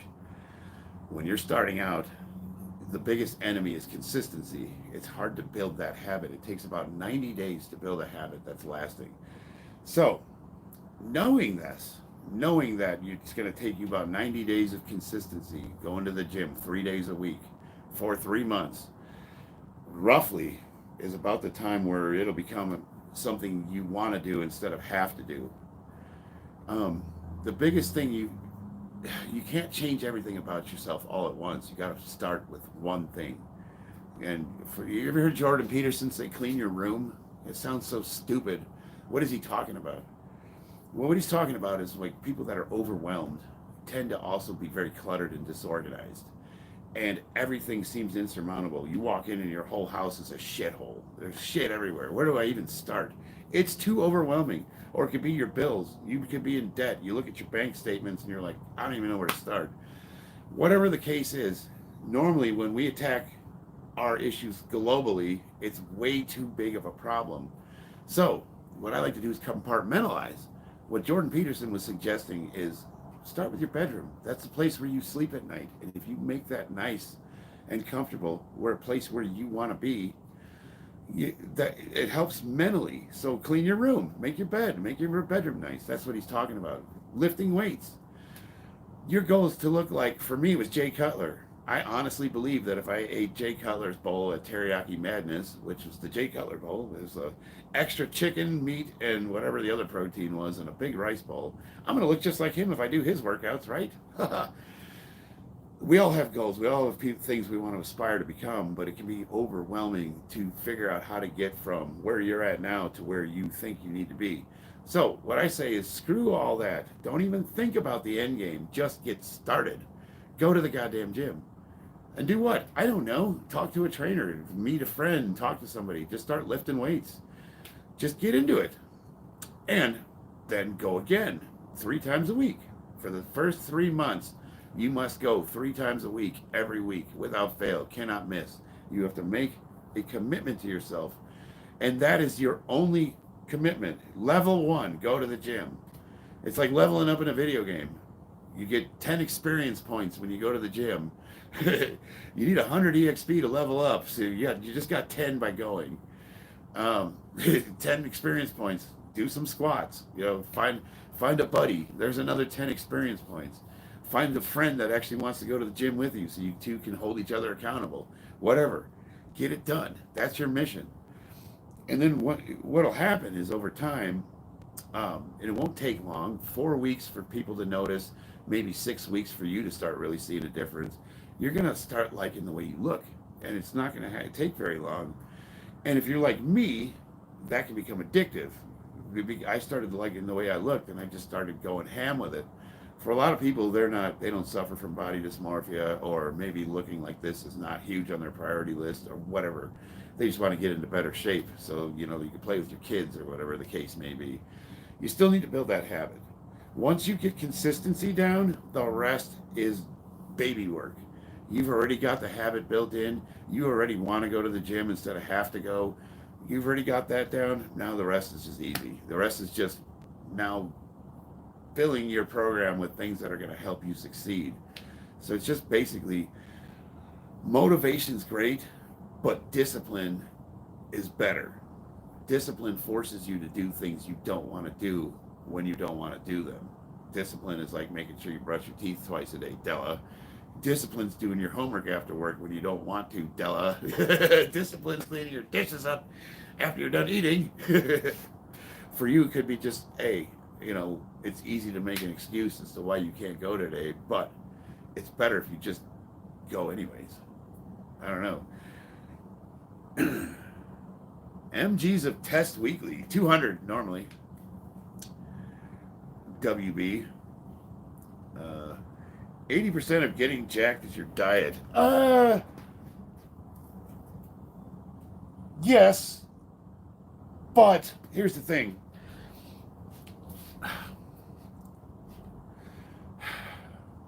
Being able to show off your abs is going to be 100% diet for sure. You got to get to a certain body fat percentage before you're going to see this shit. I'm probably sitting right around 11-12%. Most men are healthy and comfortable between 15 and 20%. Right in that 20% range, you're going to like the way you look for the most part. You're going to be able to start seeing your abs in definition, and it's maintainable. So you don't have to kill yourself to stay in that range. 15% and lower, you gotta be strict, and it's not necessary for the average person. I would say if you're ready to shoot for that 20% body fat, and you're gonna like the way you look, and you're gonna be comfortable. You can still eat out with your friends. You could have pizza and ice cream and cookies and shit as long as you. I follow what's called the 80-20 rule. 80% good, 20% whatever you want. And I do that with everything. They call it the Pareto distribution. You could, you don't want to, some people are very neurotic, and, your accountant types, the guys that have to, plan their meals out and put them in Tupperware and measure out how much grams of protein they have. I don't give a shit. I just go in there and I'll cook some rice and I'll throw a half a pound of hamburger on it, and that's my dinner. You know what I mean? But I maintain a weight class. So I have this scale, and I check my weight once in the morning and once before bed. Why? Well, because your weight can fluctuate 5 to 10 pounds during the day due to water weight, water loss, being dehydrated, working. If you go to work, it's not unusual for you to either gain or lose 5 pounds in a day, which is why a lot of dieters, they'll start dieting, and that first day they'll step on the scale and they'll be like, I lost 2 pounds. And then the next day they're like, oh, I gained 4. Dude, you didn't even lose 2 pounds. That was water weight. You didn't do anything. Not in 2 days. So leave the scale alone. Look at the mirror. You want to be happy with what you look like in the mirror. Now you're like, but you just said you weigh yourself. Yes, because I'm maintaining a weight class. I compete at 220, 100 kilos. So I need to make sure that I'm right around that. So when I go compete, I don't miss my weight. That would be a bad deal. Well, what's happened as a result of that over the period of 10 years is I've maintained the same weight class for 10 years. Yeah, I did compete at 198 for a little bit, and I've gone up to 230. But right around 220 is where I've kept myself. As a result, I don't have to really do anything to maintain this. I heard my body's, I'm done eating when I'm done eating, and I just sort of I don't get hungry after that. And I seem to just be right around that 3,000 calories a day. If I start putting on a couple pounds, I just fast for a couple days and I go right back down to 220. It's not hard. But for most people, and maybe that's what you should do. If you're one of those people, you got a target weight that you want to get to, try to stay at that weight for a long period of time, and you'll find that you'll dial into it. It's guys that either want to bulk up and become massive so they get big and strong, or it's guys that are huge that want to slim down. That's where, what works for me is probably not going to be good advice for you, if that makes sense. I mean, I can tell you it's calories in, calories out, but that's cliche platitudes. It's like everybody says the same thing. Does that really help you?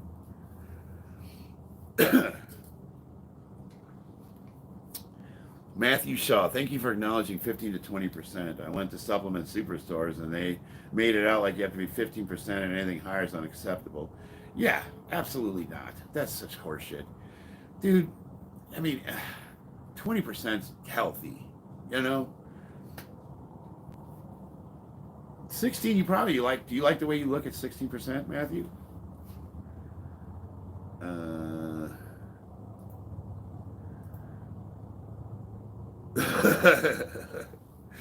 My wife put, okay, I'll leave that one alone. When you get on TRT, do you notice strength increase instantly, or does it take a couple weeks? Couple weeks for sure. Um, Here's what you can expect: just doctor prescribed TRT, nothing more. You can expect to put on about 8 pounds of lean muscle mass. But what'll happen is TRT now becomes your new normal. You were here, now you're here. Well, you're going to get them gains up to this plateau, and then you have to work out just like a natural lifter. So people that think you're going TRT and it's just going to get these gains that go forever, no.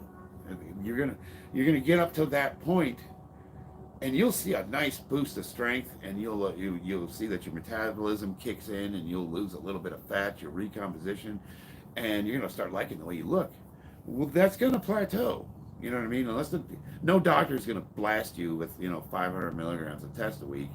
He's gonna put you on something that puts you in the high range of a normal male, probably in his 20s or 30s.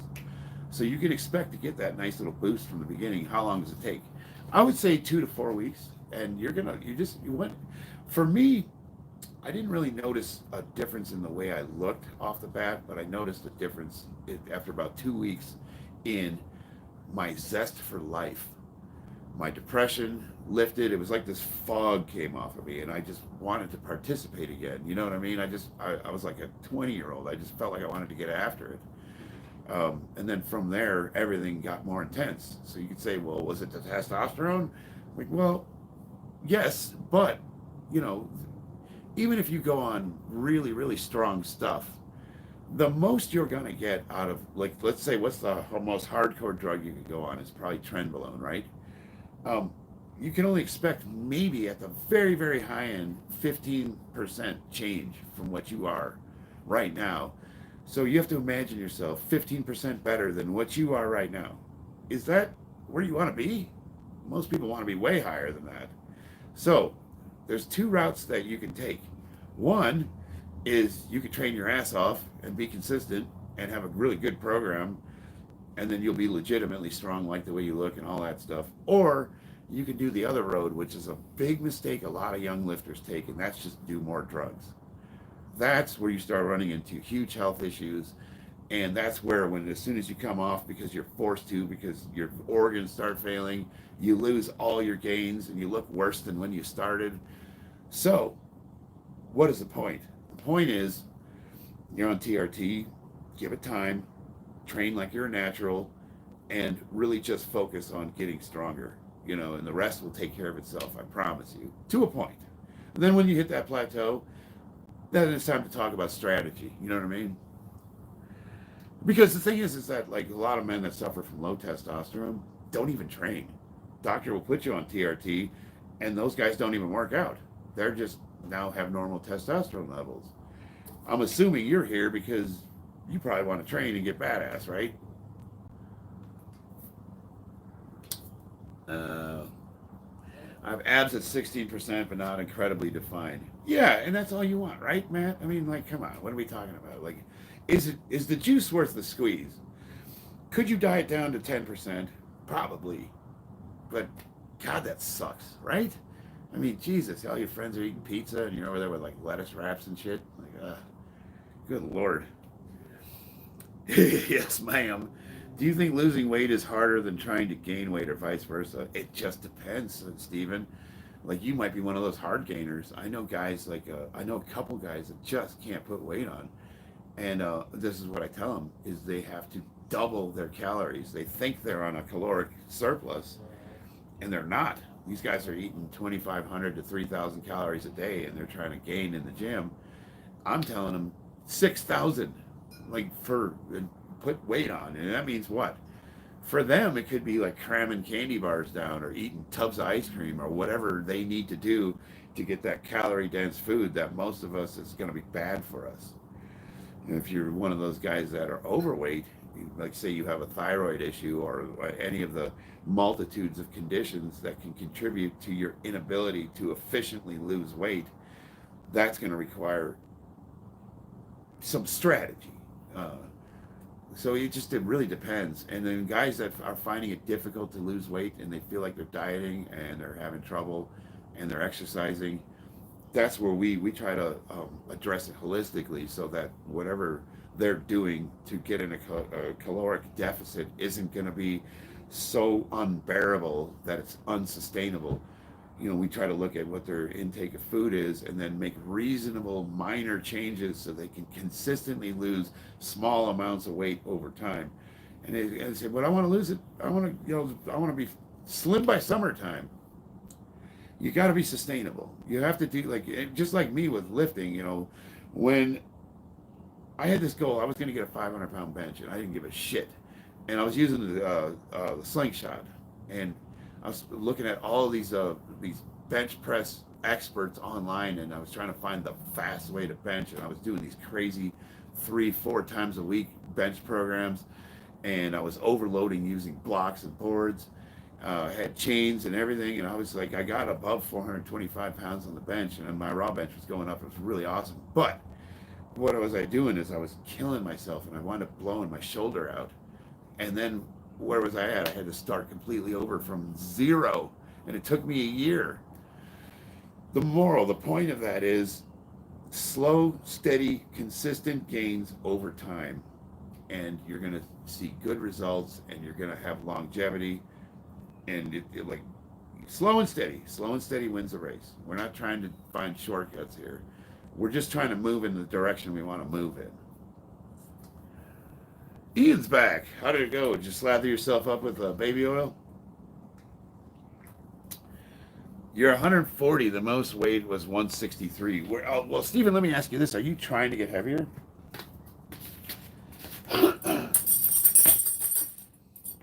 And if you are, do you find it difficult?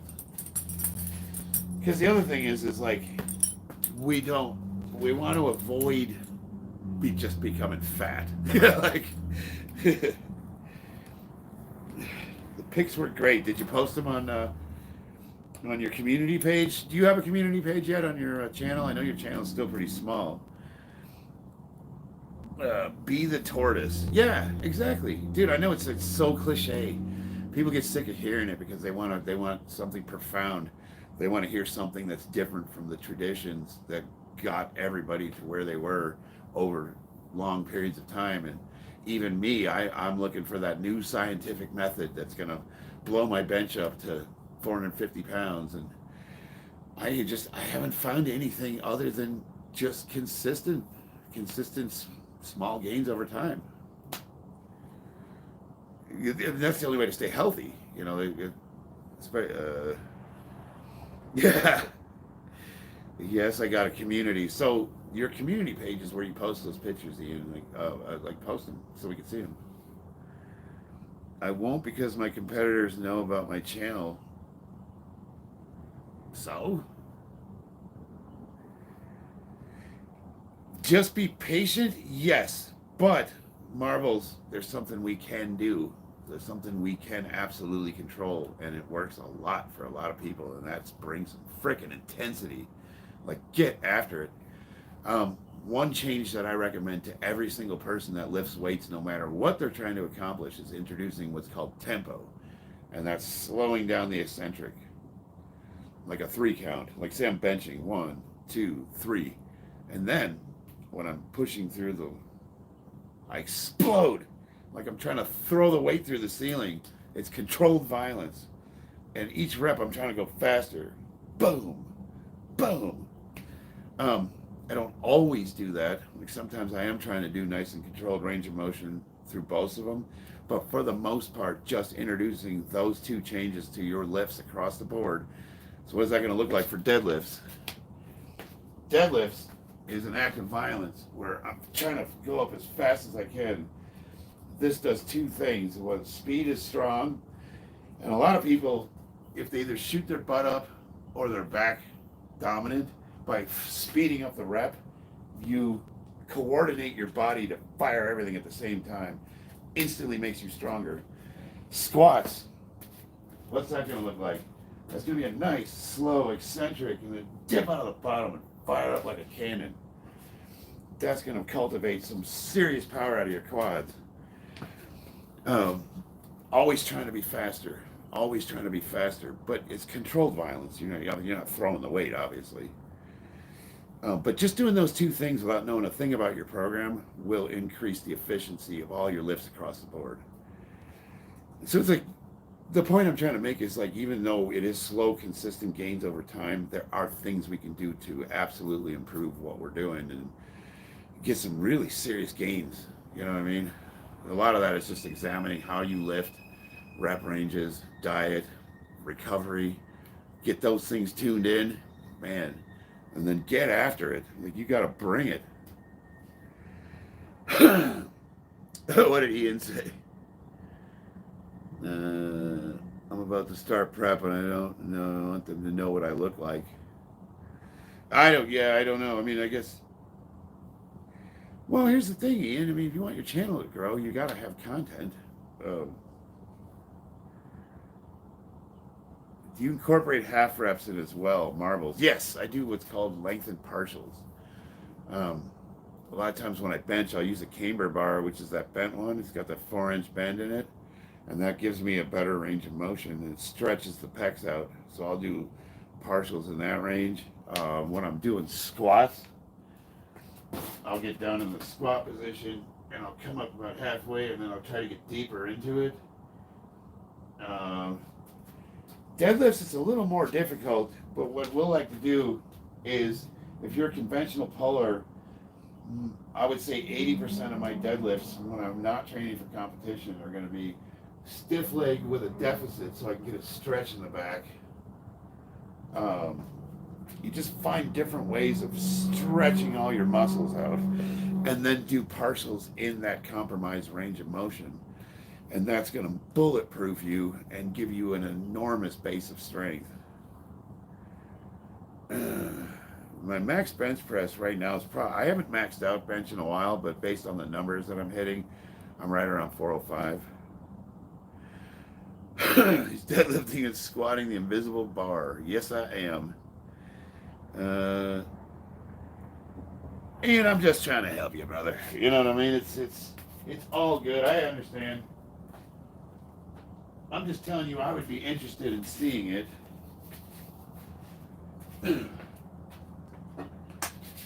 And I'm assuming anybody that's following your channel probably would be interested in it as well.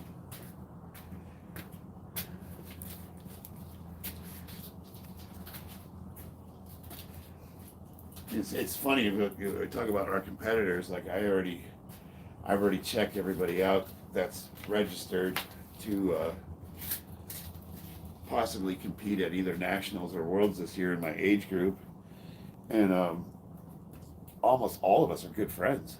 Like, our competition, like the guy that beat me at worlds 2 years in a row, his name is Basil Gustarev, the Russian guy. And then the guy that I consistently beat, he's on Instagram, and we all talk. We're all good buddies, and it's one, you see with your competitions lifting, so you get like, good, I could probably beat that guy this year. But the interesting thing about powerlifting is, like, even if you know you're outlifting your competition, it's almost irrelevant because you're not really trying to beat him. You're trying to beat yourself. Like, the year I won second place at Worlds, but I injured my shoulder, so I could only do a 350 bench. I still won second place, and everyone's like cheering, like, "Yeah, you did great." And I'm like, "No, I didn't. I didn't beat any of my own numbers." Like, to me, that was a fail. I failed that competition, even though I had like a 1,600-pound total. Like, it's still like I felt like a failure, and everybody's like telling me how great I did. It's like, but in powerlifting, it's like, it's really you against you. It really is.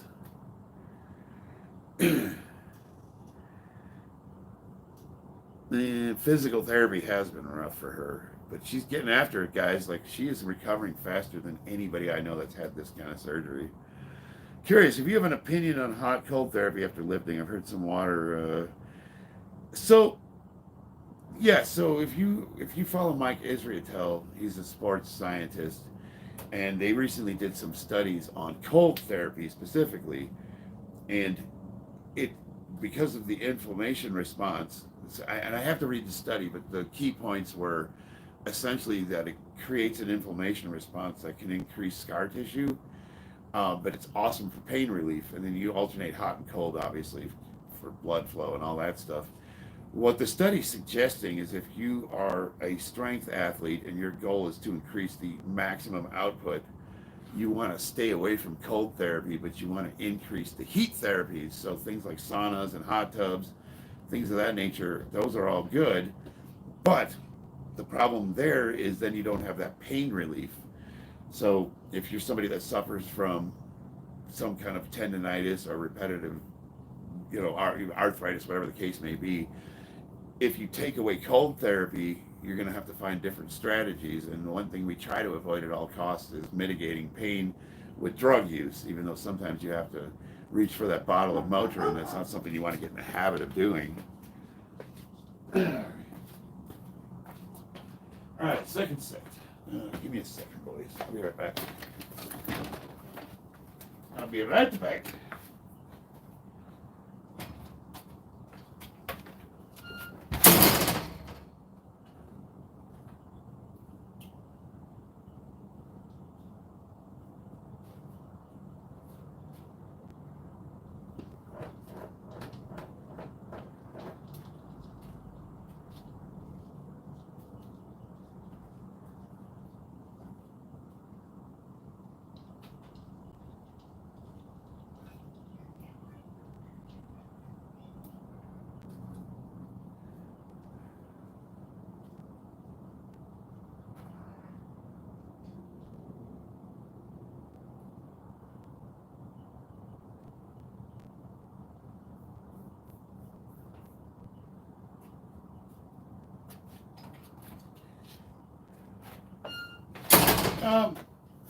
Actually, talking about cold therapy, Christina, my wife, what's your opinion on? Because my wife she knows when it comes to biology stuff, she's a lot smarter than I am. Like, babe? What's your thought on cold therapy? Because I know you have to use ice packs because of your surgery, but what were they saying about the effects on cold therapy for strength gains? My right calf got so small in my 2 months of casting, it was brutal. Yeah. So when I lost the use of my leg, I had atrophy. So when I was squatting for like 6 months, I had one small leg and one big one. Yeah, it just sucks, dude. It's like getting that balance back, but it'll come back. It will. Is my sister in the chat? Yes to reaching for OTC. Quick plug in here for chiropractic care. Yeah, I've been really hesitant to utilize chiropractors because I've run into a few charlatans, and it kind of, for a while, it just made me think all chiropractors were quacks. But what I've learned is it's just like any other trade. There's good and bad, and if you've had bad experiences with charlatans that use snake oil, it doesn't necessarily mean the entire trade or industry is bad. They just got the flavor. Let's see, you got any advice on how to get more protein in bulk while on a budget? So, what did I eat when I was on canned tuna? Peanut butter.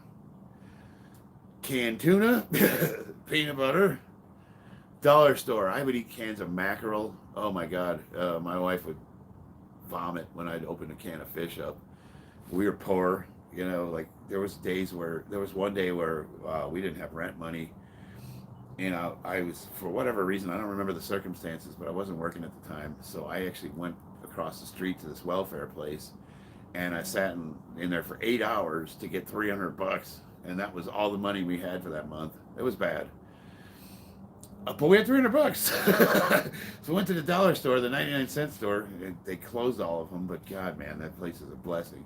And I would load up on cans of fish, cans of chicken, peanut butter, just whatever. Babe, what else do we eat that has a lot of protein? That's cheap. It's not real practice of medicine. So Odyssey, I would have agreed with you 100% about 6 months ago.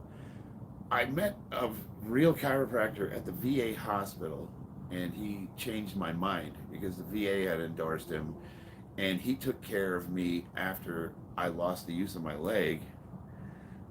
Um, and he discovered an imbalance where I was actually flat-footed, and as a result of my flat feet, all of the injuries I had kind of stemmed from that. So my knee being blown out and my hip having problems and my spine being unaligned all started with my gait. So he started correcting my gait, and then my body started to realign itself, and I started to walk normal. And I was like, holy shit, this guy's the real deal. So then it got me thinking, are all of them quacks? I don't know. I think the guy at the VA, and my wife can attest because she was there with me, he had a more holistic approach to it where it wasn't just him. He also had a physical therapist, a pain specialist, an actual doctor. So it was like a team of people, and they all kind of tackled me like a Frankenstein. It was weird. So I would say like you do want to be careful. You don't want to just go to any old chiropractor. Orzo with chickpeas, pasta, higher protein. Yeah, yep. He can hit his nose. Don't use baby oil. God damn it. Any F's in Jarl, I love you, buddy. He does not put up with Ian for nothing. Me, I'm a softie. I love everybody. Maybe you need to break out the actual posing oil. If you're going to starve yourself, you may as well oil up correctly. What would I use if I wanted to get a little glisten on me under the lights? Maybe some massage oil? I don't know. Christina says to Ian, let's move on, please.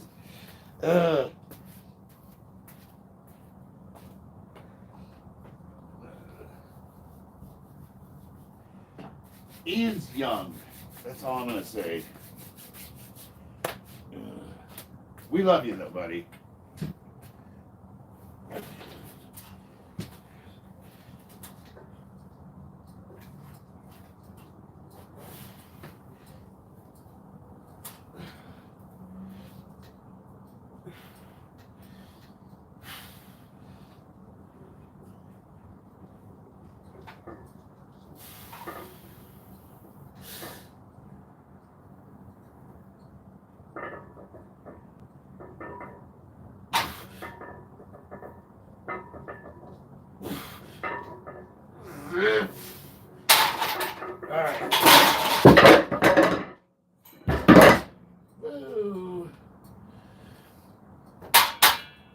Damn.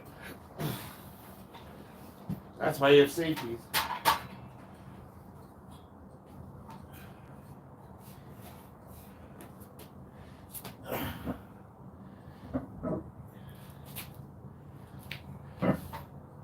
So we're going to do this one-handed. Yeah.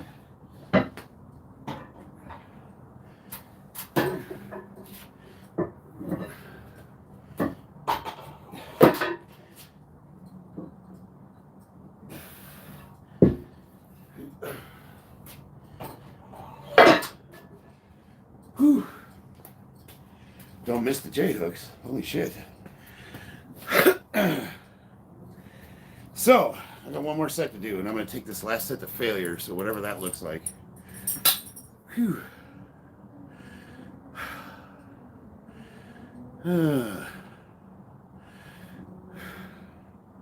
Yeah, she seems to have a good physical therapist. You don't have to go, Ian. They're not telling you to leave, they're telling you to relax. We're going to have to suspend from the gym 1 week. Why is that, Daniel? Time for spankings. Mike is 35, bro. You and your wife and fam, thank you. I really appreciate that. You got to go make your last meal. Right on, brother.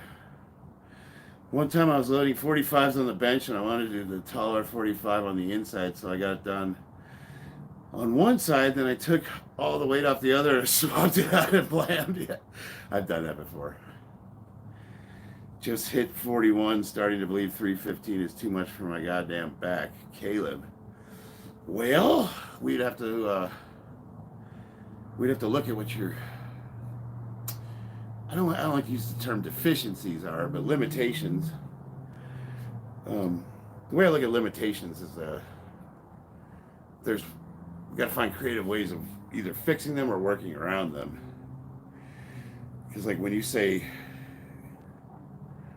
you like 315 bench is too much for your back, or squat, like what are we talking about? You would have gotten kicked out of Planet Fitness. Yeah, right.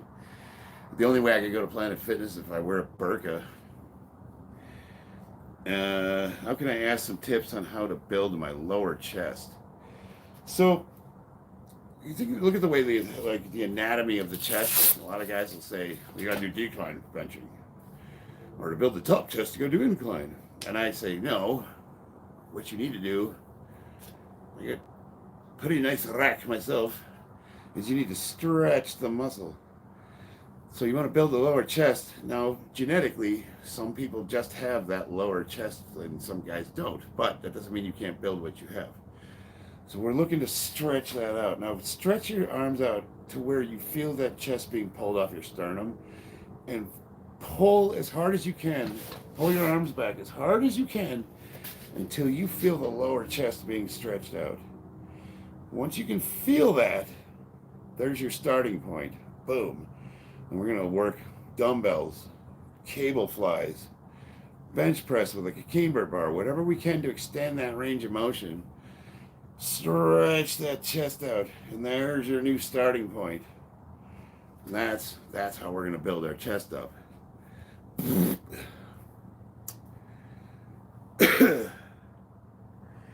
Ooh, Big Daddy. Bench press. And you could just say, like, if you want to simplify it, just doing progressive overload on bench is going to eventually build it, regardless of whether you target it or not, because you're utilizing that muscle. But, you know, it doesn't hurt to get yourself in that compromised position and start from there, because that'll do two things. It'll increase the efficiency of your training, and it'll bulletproof your joints so that you don't run into repetitive motion stress from limited range of motion.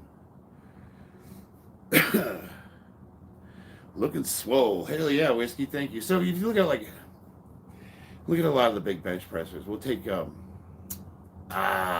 the guy that just what was his name? He had the bench suit on and he did 1,100 pounds or something.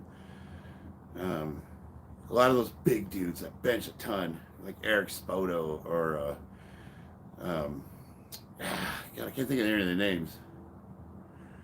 But a lot of those guys, they walk around like this. They got their arms forward because they don't do their back muscles. The reason why you want to get in that compromised position and you want to work the back, you should be able to row as much as you can press. As a rule of thumb, that should be your goal. Because otherwise your arms are going to be pulled forward and you're going to be walking around like this. But now, the other problem is none of those guys can lift over their heads. They're literally like, their range of motion's like, you know, they can't do this, you know, where you touch your hand to each other in your back, or, you know, whatever, like they just walk around like this all day long, and like, help, I can't get it off the top shelf. Why is that? Well, that's because all they do is this. They're super strong. The guy can bench 500 pounds for reps, but he can't pick something up off the shelf above his head. How is that quality of life? Sure, it's awesome that you can bench that much, but for the love of God, man, get some range of motion in that movement. Balance. Balance is being able to row as much as you can push. If I can overhead press 135, I better be able to lat pull 135. If I can bench 315, I should be able to row 315. Things like that. You know, try to balance yourself out. If you're pushing this way, pull this way. If you're pushing this way, pull this way. If you're pushing this way, pull this way. You know what I mean? Think of it like plane of motion. Bam, bam, bam, bam, bam, bam, bam, bam, bam.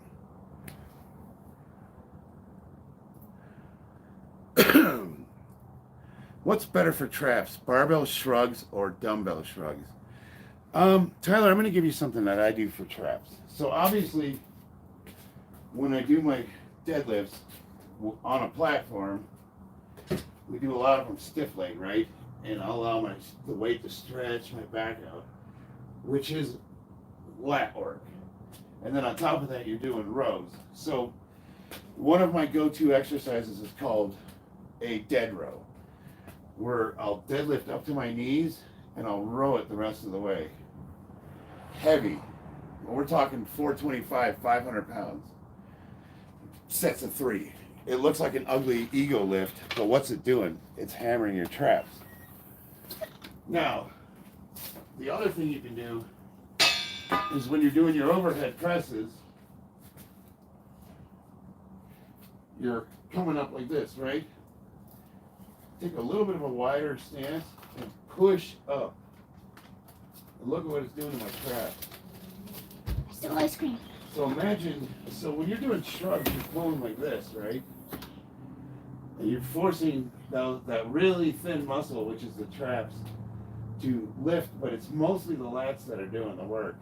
When you're up here pushing through, it is all trap isolation.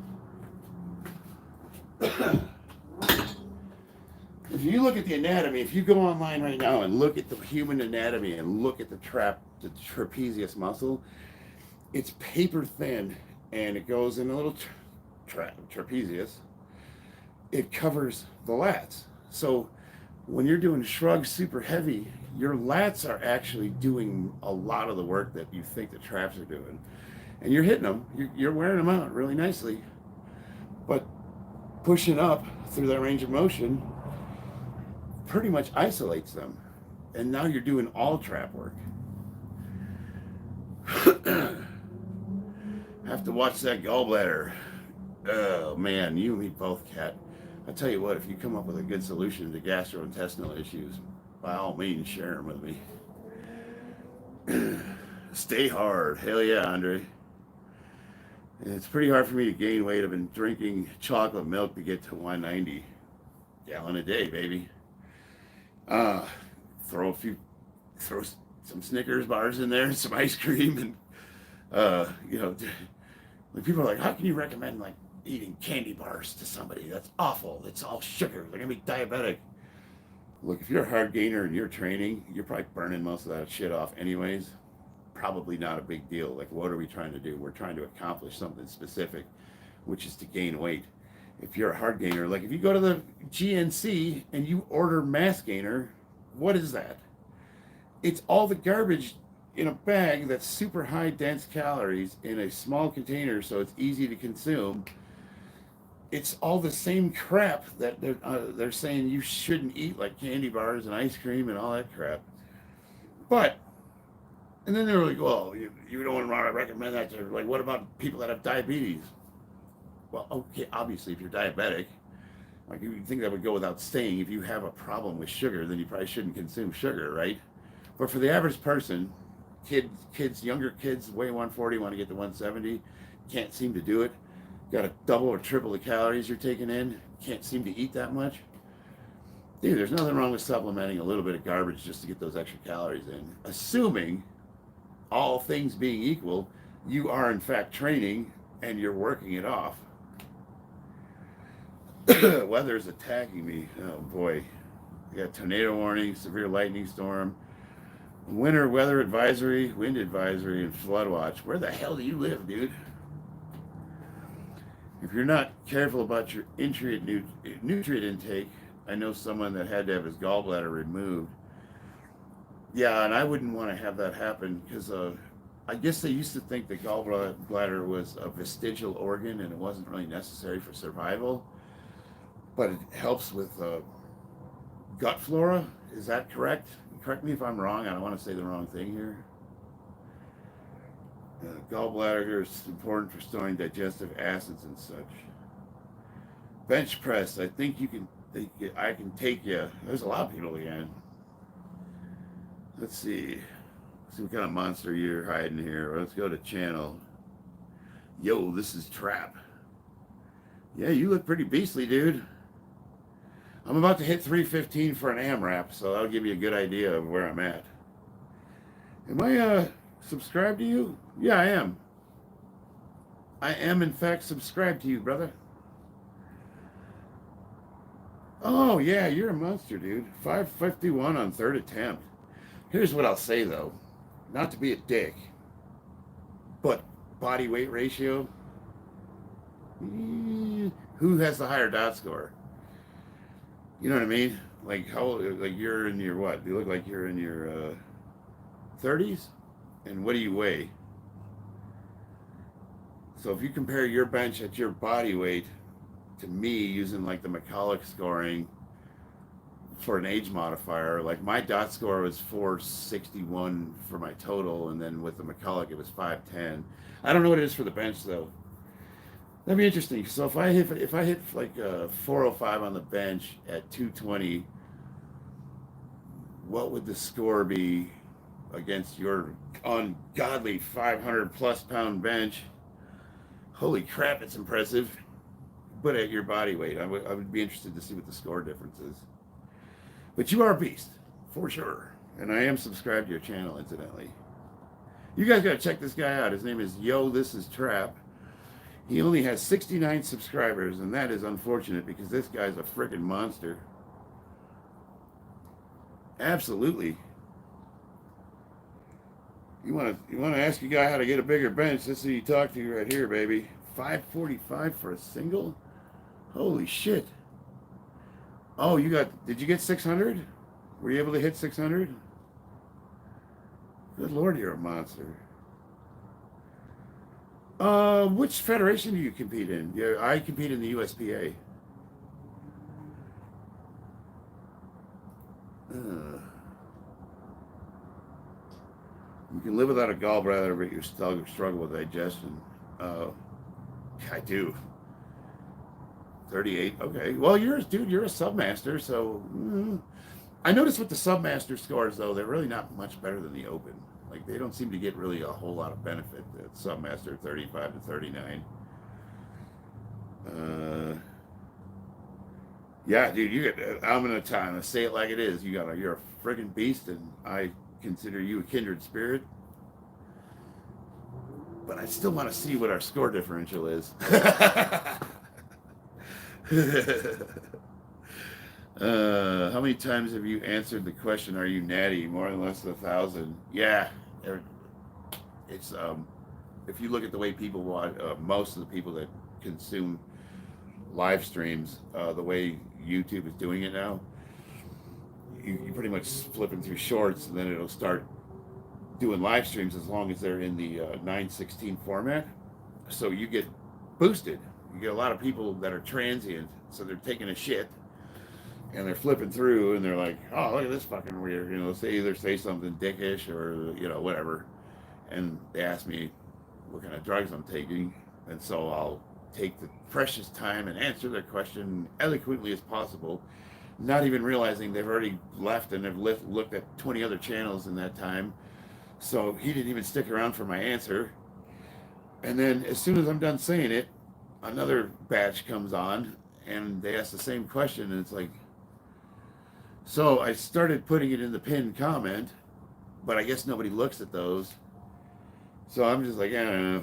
I should just title my videos "I'm Not Natty" or something. I don't know.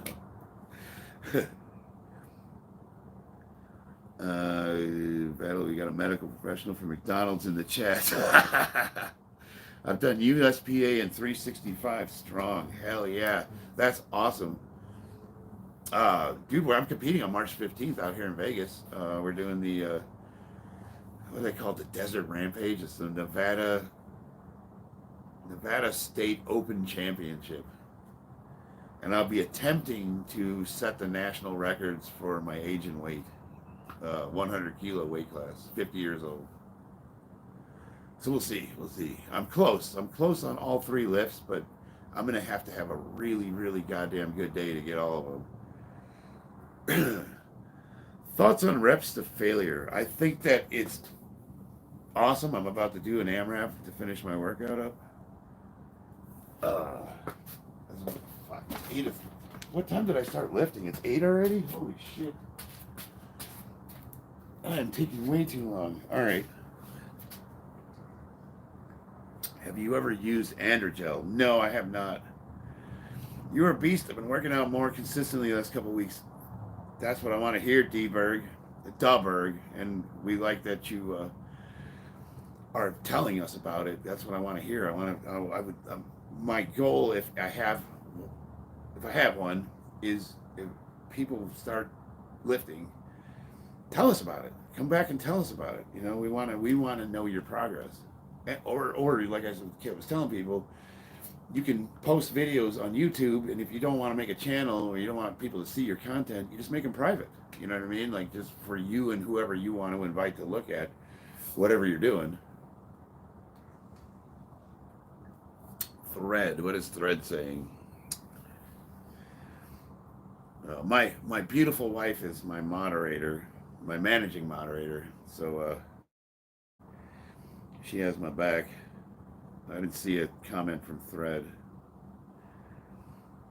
The Berg, marvelous thing. Does TRT make you lose weight? Yeah, it can. It'll, for most men and women. My wife's on hormone replacement therapy as well.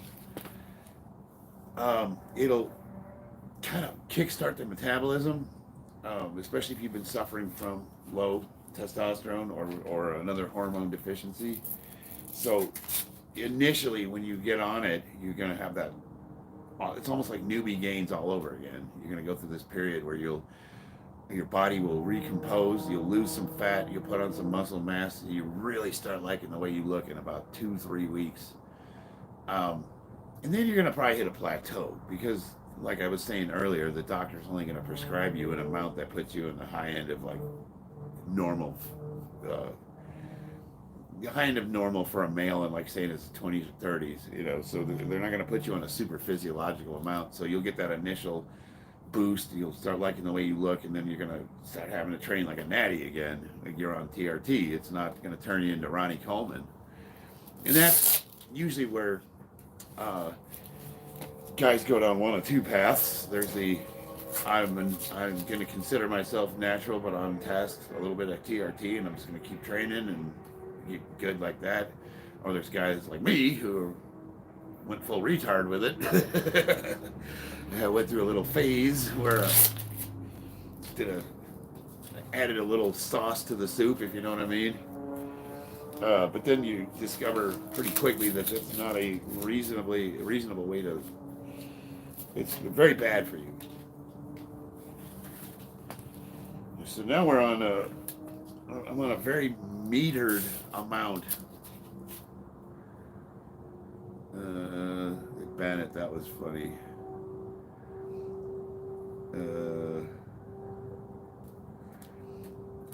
Let's see, just make them private, have over 1,200 private videos. Oh, right on. 20 years. You listen to Tame Impala. No, I don't know. I'll check him out. You going on a bit of a corner time, Thread. I haven't seen any of Thread's comments, so they're not coming up on mine. He must be saying something that I have. He must be using words that I have banned, because I haven't seen one single one of his comments. GMAS, does it have any side effects? No, I see your comment. Is citrulline mallet safe for pre-workout? Yes. So I take L-citrulline, L-arginine. There's a couple other. I want to say vitamin B3, which is niacin, vasodilators, and creatine. And there's something else in that mix, but it's the citrulines. There's some, they're basically vasodilators. They'll increase your blood flow. They make you veiny. They give you that poop. Do it to pump, yeah. And I have not noticed any side effects whatsoever. I mean, obviously my results are anecdotal, or it's hard to say because I do suffer from bloating. I mean, and I think most men over the age of 50, it's not an uncommon condition.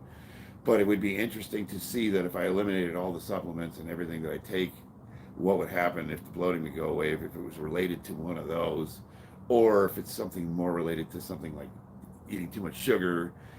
I've gotten my bloating much more under control than it was like 6 months ago. I was looking like I was pregnant. So I don't know. Maybe there is side effects from it, but none that I could pinpoint. I don't feel physically.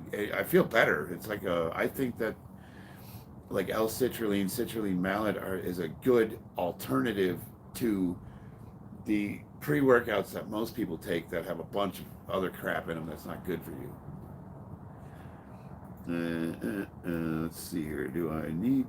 Don't do crazy amounts and get your blood done, and you should be okay. So, Ashbo, everything you said is good. The problem is you're spamming, so my mods are going to block you, even though I don't disagree with what you said. You basically said don't do crazy amounts and get your blood work done, and you should be okay. Totally agree. But you said it twice, which my mods look for that. And then you said definitely talk to a doctor 3 times. So that's why they deleted your messages. I would say everything you're saying is good. Good message. Don't spam. Cool. Hot fries. Yeah, so what's in hot fries that makes it a vasodilator, baby? She'll tell you. Cheetos hot fries. They got some good stuff in them. Do you ever take a dump where you have to take your shirt off? Yeah, I've had some. Yes. Got a little time, just a minute. Christina, I ate 3 McDoubles today. You are going to regret that, my friend. Oh, I did? That must be a weird internet thing. My bad.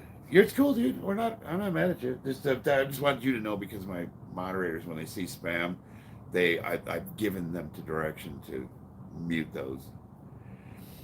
But I can see what your message is, and I read it, and I was like, no, I agree with that 100%. I was about to buy creatine, but instead I bought citrulline malate. That was good info. Yeah, I would. GMAS, you could do both. You can do both. Is TRT a bad idea at 25? You can't. Well, if you think about what testosterone replacement therapy, think about what the medically what it is. It's a prescription for a disease, which is hypogonadism, I believe, is what they call it technically. And it can affect men in the age of 25. If you just go on testosterone at the age of 25, you are using steroids. Even if it's a small amount, it's still a cycle. Now, is that a bad idea? I don't know. What are you trying to accomplish? Like, what is it you think that taking testosterone is going to do for you? A lot of young men at your age got frustrated because they're not seeing the results they'd like. But before I do something like go on steroids, which can cause permanent and irreparable damage to your endocrine system and a bunch of other things. That's not saying it's bad, just understanding that you're turning yourself into a science project. First, I would want to look at your program, your diet, everything. I would want to see what you're doing to see if maybe we can make adjustments before you do something that's going to shut down your natural testosterone production. And now you have to do a whole bunch of things to kickstart it back up. If you want to have kids, like who knows? There's a bunch of stuff you can do. It can cause hair loss. It can cause impotence. A lot of guys will go to the gym. I want to get the girls. My dick doesn't work. Oh, good job, buddy. So I'm never going to advocate for anybody to just arbitrarily start using PEDs without going to a doctor. And if you actually suffer from low testosterone, then yes, it will absolutely 100% make your life better. If you don't, you're just going on steroids, and there's other things you need to research before you make that decision. Niacin, cayenne pepper. Hell yeah. I love cayenne pepper. It's so good for you. It does so much for your gut. It helps with your sinuses. I'm taking creatine, but I'm overweight. Will creatine promote body recomp? Yes. But understand it also promotes in a lot of people fluid retention, which for somebody that's overweight will give them the appearance of gaining more weight. Understanding that it's most likely water weight, just know that going into it. It can cause fluid retention. But if you're assuming you're doing the work, you're moving towards losing that weight and recompositioning your body, I wouldn't focus too much on that. If you're going to take creatine, the only thing I would focus on is pushing yourself and getting yourself stronger. Let the rest take care of itself. 34 about the sign up for TRT in an online clinic, Marvelous Inc. Yeah, it can affect guys your age. It's not uncommon. And, you know, what's really scary is the statistics that Kennedy was reading off. They were saying that our, as a nation, our testosterone is 50% lower than men in the 1940s. And that could be, that's from environmental, it's for a whole bunch of different factors that are causing that. So it's more and more common for men under the age of 40 to suffer from low testosterone. And you're doing the right thing by getting yourself checked out. I mean, the doctor at the clinic will tell you if you qualify for it or not. And what's cool about going through a clinic is, let's say you're suffering from low T, but it's something environmental or something easily correctable. They won't necessarily put you on testosterone. Sometimes they'll put you on compounds that will help with that and then give you corrections so that you can change the environmental factors. And a lot of guys get better that way. And they'll usually try that first.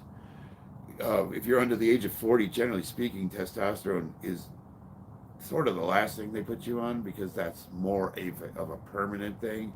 Like most guys over the age of 40, once they go on hormone replacement, they're not coming off. Why would they? There's no reason to. Your body is no longer producing testosterone. So people ask me, like, well, what happens now? If you come off, you're just going to what? I'll go back to the way I was. And then, you know what I mean? Like, I wasn't making shit to begin with. Like, I was still training.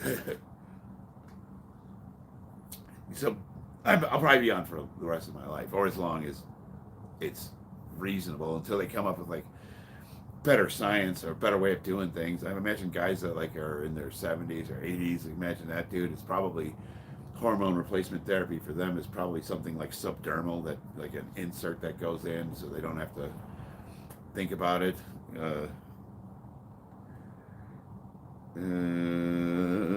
I'm with Parker and I want to see the side chest pose. Dude has boulder shoulders. Side chest pose. I don't know. What is that? Is that this one? Oh, I don't really want to take my shirt off, but I don't do posing that much. Look at this little ripple where it goes. Brr, brr, brr. My milkshake brings all the boys to the yard. Damn right, it's better than yours. I'll teach you, but I have to charge. Boom, boom, boom, boom, boom.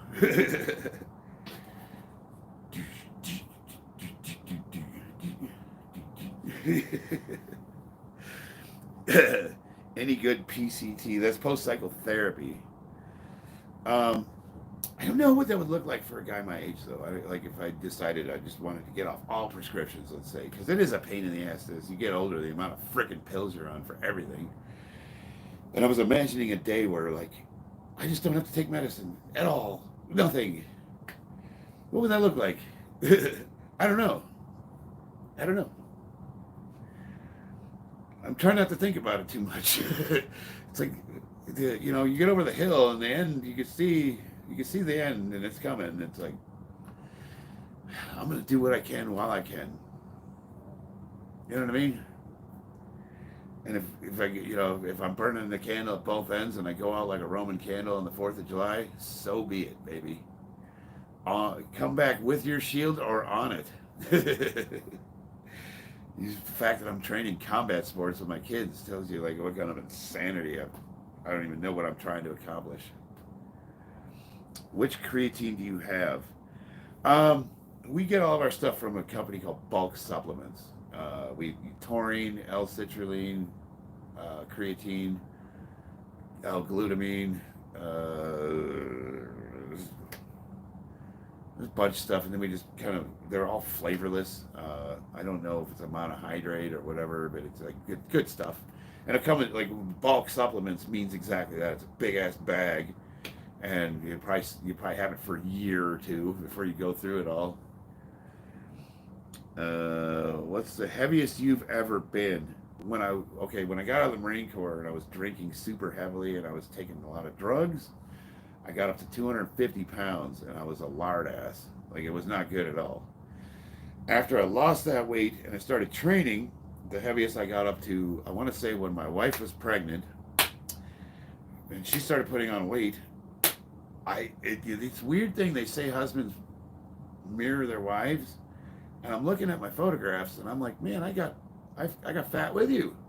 I don't know. I just did. I got up to 230 pounds, maybe 235. And now I just try to hover right around that 100 kilo range and just try to stay right there. Now, there's an argument for me getting lighter too, because if I'm gonna, after this powerlifting competition, if I'm gonna focus on Muay Thai, I don't really need to be walking around at 220. I think I'd be more mobile if I got down to like 198, maybe 200. Because I'd still have most of my size, but just that extra 10 to 20 pounds off the knees, you know what I mean? No, all powder supplements, Cat. You can buy little capsules and make pills out of them. I know I use these supplements. I started powerlifting 6 months ago, and now I lift 190 kg deadlift. Nice. Yeah, you don't need to take anything. You can just eat healthy. I forget to make shakes all the time. He was fat. Can anyone believe that? Yeah, I was, dude. I was a pigly sumbitch. If you go on my Facebook page and you scroll all through my photos down to like the bottom when I first started posting, I was just a big old piggy. Oink oink.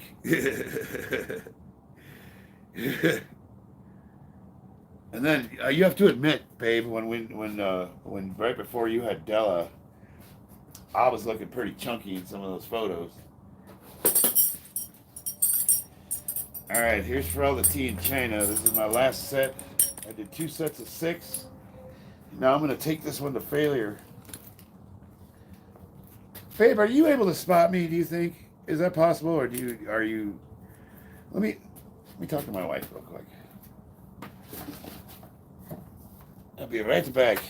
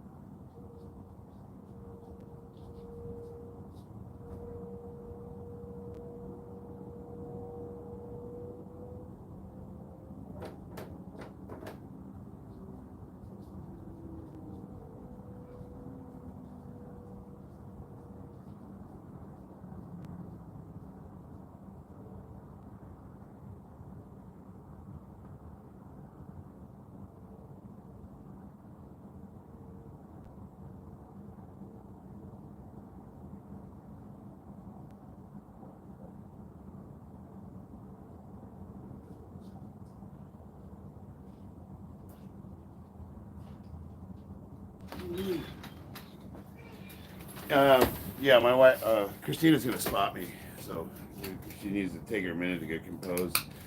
This is I know it's backwards, bulk supplements.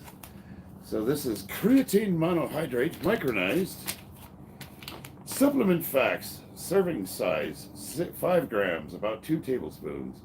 Servings per container 200. Free of additives, no sugar, soy, dairy, yeast, gluten. It's just straight creatine, no flavor whatsoever. So you take a couple of scoops of that, and then we got taurine in there. We got the citrulines and pretty much all the vasodilators, niacin, L-glutamine, which is good for stomach lining. The neutral grip on the bench press better on your wrists. Gonzo. No, it's not better on my wrists, but it's better on my shoulders. It's just a little safer for me to push heavy because I blew this shoulder out, and the straight bar, for whatever, you see how it rotates a little? Just that little external rotation makes it just a hair safer for me. Do you mix that with water or something else? You can mix it with water. It tastes like nothing, but normally put it in a shake. Add a little milk and some fruit or yogurt. A couple scoops of ice cream if you want to get silly. Get your flask water out tonight. Can't even read them before you swat them. I'm here for Gen X Power. Yes, sir. You talk about my mom not good strength. If I said something about your mother, it was probably in response to a perceived derogatory comment. I don't believe I've ever said anything derogatory first to somebody, ever. But I will definitely finish a conversation. Are you talking about any F's in your all? I was going to say, I don't know if I talked about your mom. That would be rude. Well, okay, I see his comments. I think he's joking with you, though. Let me give you the vibe here. Jarhead, right? Dresses him like you've seen what I wear. Get a lot of comments on that. Jarhead. We got guys that are like hanging out. Lord of the Boys. A lot of Army vets, a lot of Marine Corps vets, a lot of construction workers, just dudes, farmers, homeboys. You know what I mean? We're that group that you'd see down at the bar. Oh, what's that show? Those Canadians that hang out. We're like that group. We just talk shit. We talk shit to each other, and like I always tell people, like when I talk about your mom, I'm not talking about your mother. I'm talking about your mama. Right? Does that make sense? Are you picking up what I'm putting down? I'm saying, like, it's not serious. We're just dudes talking crap to each other. That's how it's supposed to be anyways. Like, I don't think he's talking about your mother. I think he's talking about your mama. So what you need to do is get back in his ass. Like, your mama's so ugly, they had to tie a pork chip around her neck to get the dog to play with her. You know what I mean? West Coast Natural Wolverines max bench press is 315. Jar Jar Binks. I've seen him hit like 405, but he sticks his ass way up in the air like it's a decline bench. And the argument we had was like he was saying he could bench more than me, which is one, not true, because I have like a whole video compilation of me hitting over 405 pounds, which is like 10 different videos in the last year. And two, in competition, if your ass isn't on the bench, it doesn't count. It's not a bench press. So the argument was, I said I hadn't seen you do a bench over 315 that would have counted in competition, and he got really mad at me. But again, he was the one that was talking shit first. Like, I've never, ever once in all the years I've been on YouTube have I ever started a fight with anybody. It's always been in response to a shitty comment that they said first. Period. Because I'm not that guy. I don't go and talk about other people. I don't talk shit about your lifts, or even if I went on your channel and you were like all sorts of crazy and I'm like, oh damn, I still wouldn't say anything derogatory. I would probably say, wow, you're fucking strong. You know what I mean? Like, keeping it cool. All right, here, boys, here we go. The one and only, the love. Yeah. I do appreciate it. I don't. I just want to make sure I don't die. I'm going to try to go for broke. I don't want you to die either, but I don't know what I'm going to be able to do for you. will. Hopefully you don't have to do anything. Oh, you get this thing in the way. Oh. All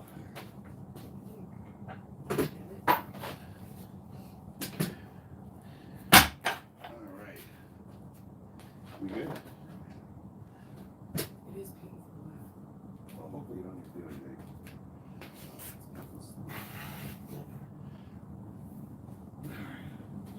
Oh, shit myself.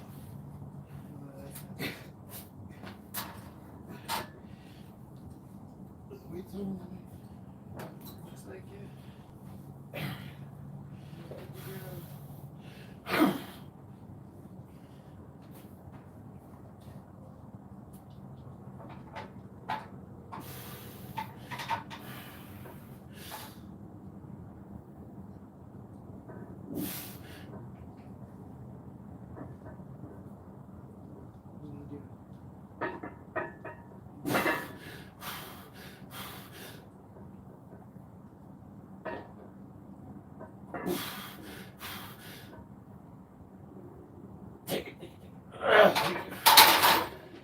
Beautiful.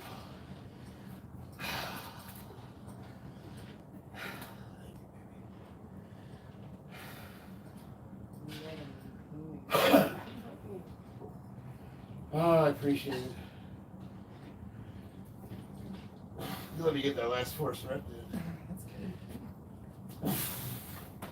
I'm out of here now. I'm gonna go lay back down. Thank you, baby. I appreciate it. Phew. Damn, I thought I would get more, but I guess the other 2 sets.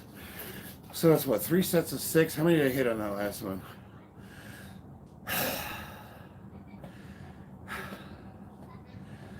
So that's a total of 315 for a total of 15, 6, 12, 18, 19, 20, 22 reps? Steven Sullivan, working hard or hardly working? How many years did he serve and what was his MOS? Who, me? You could ask. Yes, you can ask me directly. I'm not the only jarhead in the chat though, so who are you talking about? You gotta go to bed soon. What's that bar? Oh, this is some call it a Swiss bar, some call it a football bar. You see these inside grips are really good for doing either like hammer curls or close grip bench. Then you got your medium grip, which is where most people are going to be. And you got your wide grip, which is where I was benching.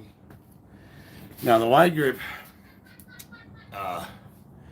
it's a little more of a challenge, but it's a better pectoral muscle workout. So it carries over really nicely to my straight barbell. So I apologize, John, for missing your questions.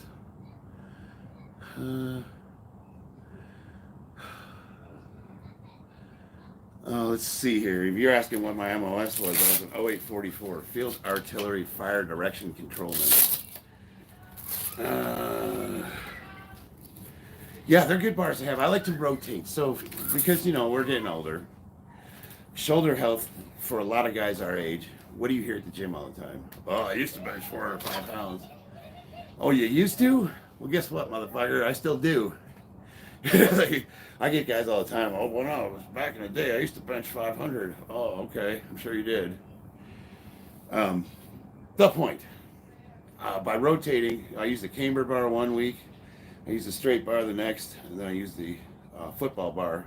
And then just rotate them.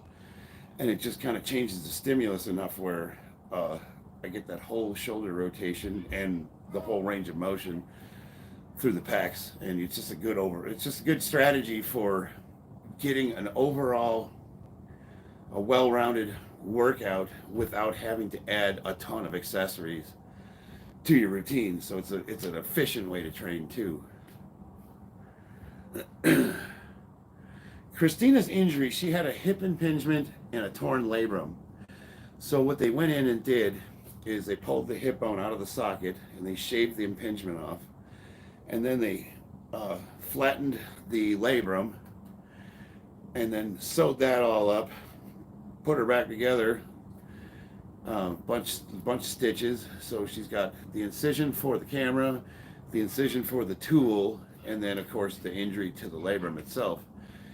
So physical therapy, what does that look like? That's about 6 months, and it takes a good 2 to 4 months to return to being able to like walk normal and do things like drive, and like she can't even drive. The doctor has not. She can't, like, because she could press the gas pedal, but what if someone cuts her off? She has to slam on the brakes. You know, she could re-injure and tear all that stuff. So it's been a little bit of a pain in the ass. But you know what? It's what we do. You know, when my leg was out, she took care of me. So that's what we got to do. You know. Chiropractor kept me from surgery, Steven. Well, in her case, so we wanted to do physical therapy, but the issue was that the impingement that was on her femur was digging into the labrum, and it was actually pulling the sciatic nerve into the socket, which was causing her pain all the way down her leg. And there was no alternative. They couldn't release the nerve through physical therapy means. And she's had seen chiropractors, physical therapists, massage therapists, all sorts of specialists. Finally just got to the point where it was like, look, she's got to get surgery. She has to. Like, she couldn't walk. She was in constant agony. She was miserable to be around, and I'm not saying, like, you know, I mean, it's not your fault, sweetheart. We know, but you were pretty hard to live with there with all that pain you were in. So now we're on the road to recovery, and I was the same way when I lost the use of my leg. I was stuck. I couldn't walk. You know, it took a year of rehab to get back to.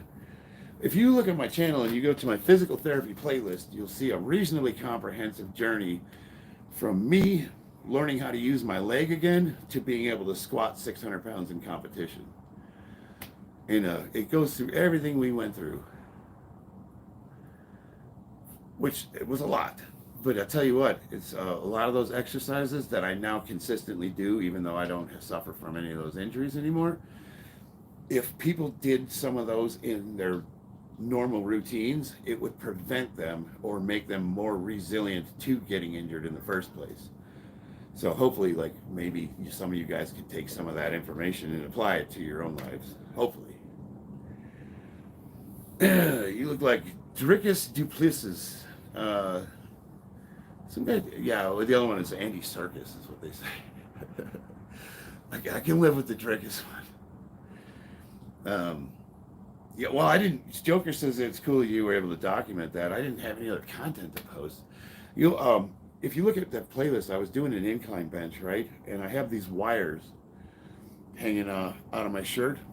What I had discovered was I could take a TENS unit and tape it to myself and then put a brace over it, and I could turn it on and literally give myself electrolysis while doing my normal daily routine, and it allowed me to use my leg enough to get into the position where I could exercise.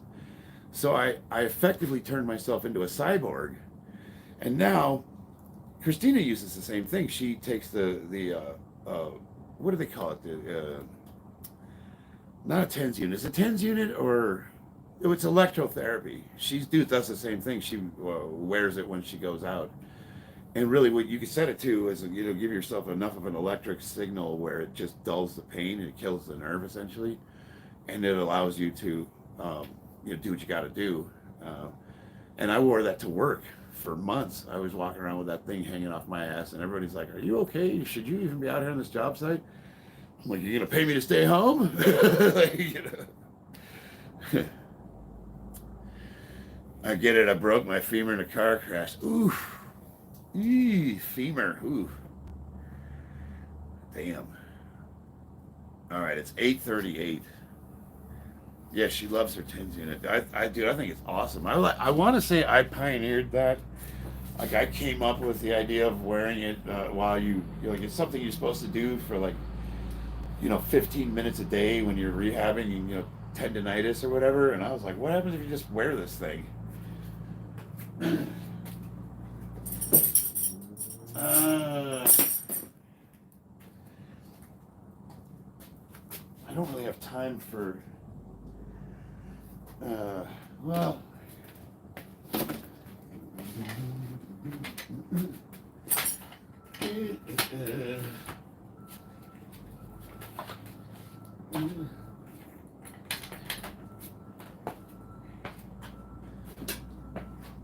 Yeah,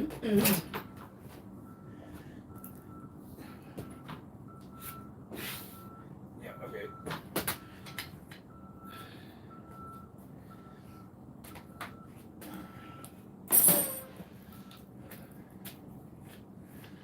I'm supposed to do either like overhead press or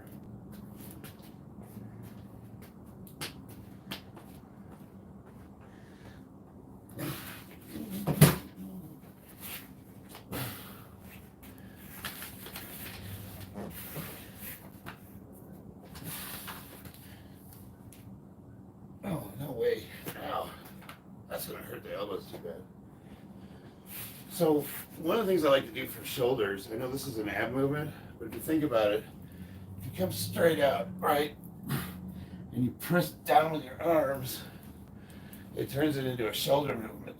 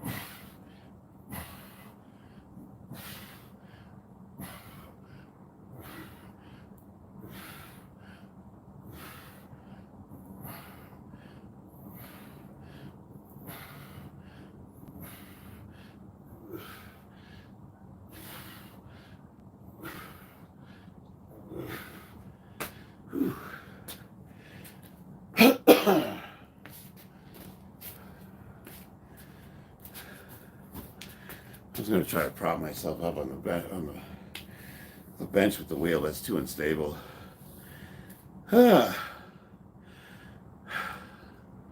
Matt, Semper Fi, brother. Whew. Nice. I'm reading any absent Jarl's comment. 150 on the bench is moving like never before. You can just tell you're getting stronger. No, I'm not going to do incline today, gaming, because I'm kind of out of time. I need to get off. No, I need to get offline. Thanks, Joker. Whew. Could you guys see me doing the abs on that, or was I out of the camera?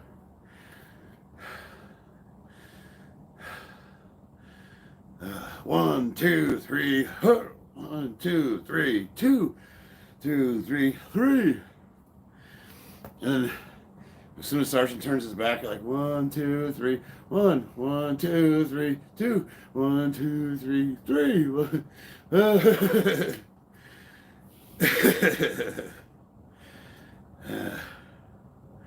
Wes Watson, that fucking clown, that guy's hilarious.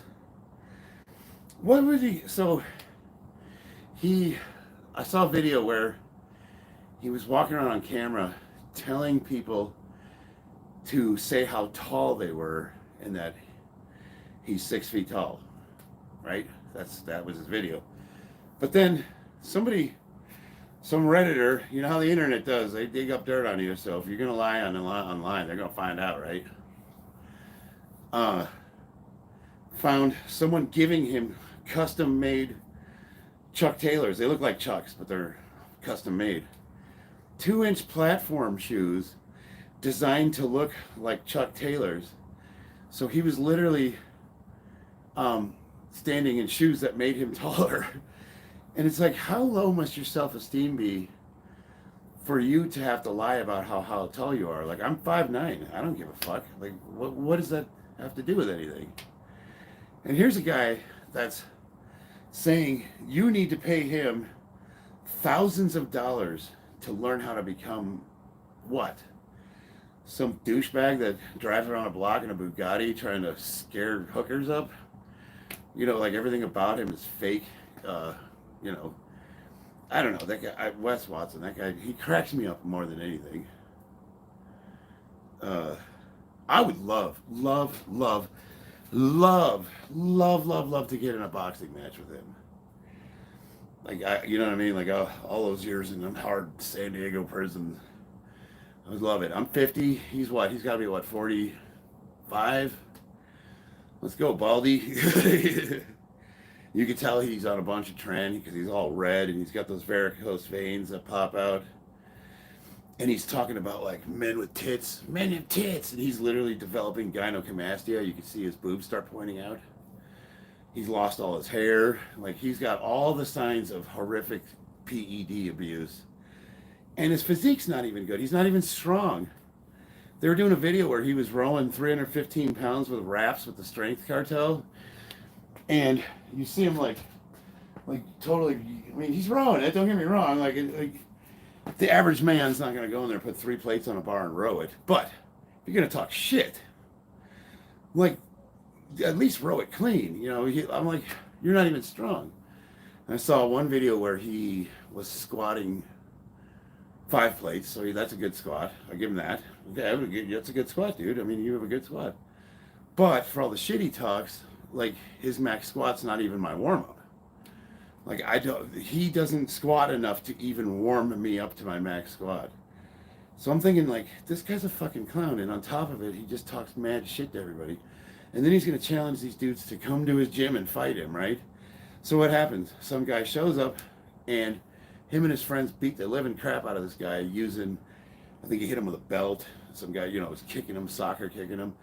First of all, if I challenge one of you guys to come to my house and fight me, it's you and me. That's the challenge, not you, me, and my 5 friends. So he's a bitch. Like, Wes Watson is a bitch. Everything about him's fake. If any of us ever sees Wes Watson, here he goes live, let's set this match up. Oh, I would love it, man. That would make my millennium. I've never taken PEDs because NCAA would have caught me. Yeah, well, I mean, I'll tell you. Peg Watson. Scott Steiner. Let me look that up. Scott Steiner. He's he who I think he is. Ian Steiner. Scott. Oh, yeah. Well, he's a professional wrestler. At least he's got... Yeah. Oh, his son's wrestling now, too, huh? No kidding. Like father, like son. How cool. The crazy guy from the Goonies. Oh, yeah. Hey, you guys. Well, did you see the thumbnail to this video, now that you mention it? Did you guys see the thumbnail? You guys got to check the thumbnail out I put on this video. You beat all of us in a fight. No, dude, I'm not even trying to say I'm a fighter. Yes, I train Muay Thai, but I'm very much, I'm in no way on any day of the week what I claim to be some fucking MMA badass. But I promise you that I would batter Wes Watson unrecognizable. I just know it. You just tell he's the kind of guy that, like, he would never do a one-on-one challenge in a fair fight. Absolutely would not. There's no way. Watching the video of him hitting that guy, you can tell he just doesn't know. Like, he's just a brawler. All us mods except EKM and Charlie versus Wes Watson. Well, I appreciate that, Brian. I do. I don't know. I mean, you guys, he brought up Wes Watson, and the guy bothers me, but it's funny because I watch videos about him because they're entertaining. But then when I started digging into it, and I see like these young men who, for whatever reason, like they either struggle. We all go through this phase when we're younger where we just don't know what the fuck we're doing, right? That's part of growing up. Some of us join the military, some of us go to college, some of us have family businesses we get into, some of us wind up homeless, drug addicts out there doing nothing. Maybe we don't know how to talk to women. You look at a guy like Wes Watson, who he appears to have everything you want. He's got the expensive cars. He's wearing $5,000+ watches. He's got all the fancy clothes. He's got a hot chick, a bunch of whatevers, and you're just like, oh wow, man, this guy's really got it going on. You listen to him, and at a cursory glance, he's like every other snake oil salesman on the internet. But it's like, follow my plan, and you can be like me. And you're like, oh, this guy did prison time, and now he's really doing well for himself. I bet you, or maybe I should need to get on that. So he takes advantage of these young men, and he gets them. I've seen the videos of the men that follow him, and it's a pyramid scheme. So what they have to do is they give him a bunch of money, and they in turn get clients who give them money, and it trickles up. So he's formed this little like Wes Watson pyramid scheme army. And what happens to every pyramid scheme? Eventually, it becomes unsustainable, and the whole thing collapses. So he's destined for collapse, 100%, and you were already seeing that. Then I started looking into like how Cali Muscle, that whole group, the strength cartel, how they make their money, and how what they offer, and it's all bullshit. Like these guys, like what they're really selling men on is how to act like an arrogant douchebag. And unfortunately, men that are not strong and competent don't understand that arrogance is often a substitute for competence. And arrogance, all that stuff is based out of fear. It's basically a front. You're an act. Everything about you is a lie, so that people perceive you as being the image that you want them to perceive. You want to be seen as this big, tough, tatted up, I'll kill you, and none of them have trained a day in their life how to fight. You know what I mean? It's like, can you even throw a punch? Who was that guy? Mr. Stabby. You got the guy with the knife that we want to stab everybody. Barks like a little fucking poodle. He's got the voice like mine. It's all scratchy.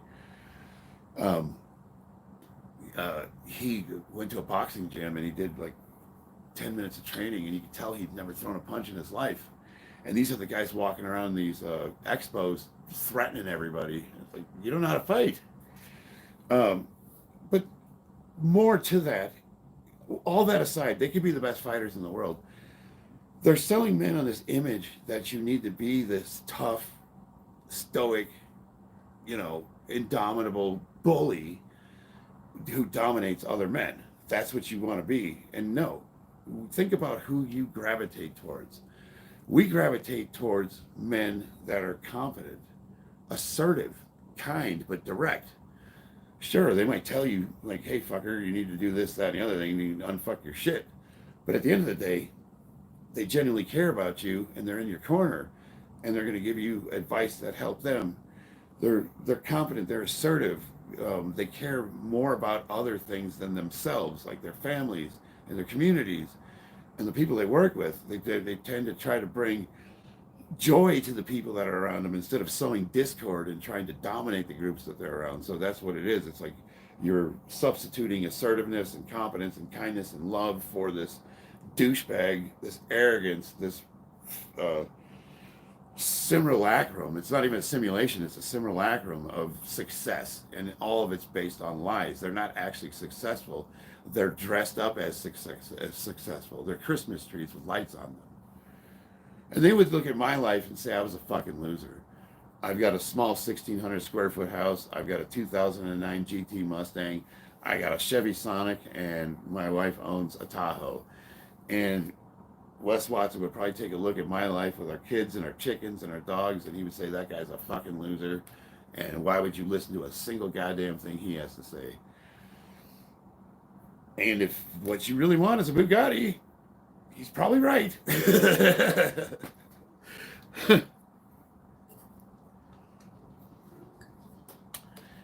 What can you tell? What can you say? I like Sean Strickland. Hell yeah. Joey Stacks. Yes, Joey Stacks. That barking little poodle. after all the shit he talks, he did a video, and I'll give him credit because he did put the video online where he went to a boxing gym and got some lessons, and he didn't know how to throw a punch. You tell he'd never been in a fight in his life, and he was telling the coach he was kind of embarrassed because the coach kept correcting him, and he said, "Well, I'm used to street fighting, and that's not how." I'm like, "Yeah, okay, Mr. Street Fighter. Like, are you a Kumite winner?" Like, and then of course, what does he do? Anytime he gets into it with these lifters at these expos, and as soon as they come collect to face him, what does he do? He pulls a knife out. Okay, you challenge the guy to a fight. What are you pulling a knife on him for? Like, you know what I mean? Like, where's the honor amongst, at least I would say, like, I'll get in the ring, we'll put our gloves on, and we'll go a few rounds. And if I get my ass beat, I get my ass beat. But it's going to be a fair fight, and I'm a man of my word. Like, that's it. If anything else, I would make sure that it was a friendly competition and we're not out there trying to kill each other. And we'll go as hard as you want to, but I consider myself the richest man on the planet. The fact is I should have been dead many times. I suffered from drug addiction. I was homeless. I didn't think I had a chance in this world. I had resigned myself to my fate, which was I was going to die alone in a ditch. And for some reason, I got pulled out of it, and I met Christina, a beautiful daughter, my son Aiden. We got a lovely little home. I make a modest living in construction. All the bills are paid. We've never gone hungry. We got good friends. I'm somehow a ranked elite level powerlifter. Like, I have a lot of cool things, man. I have more shit than I know what to do with, and I don't have the desire to go buy more cars and more stuff. I mean, sure, if I wouldn't mind a new like GT 350 Mustang, that'd be bitching. But mine's paid for.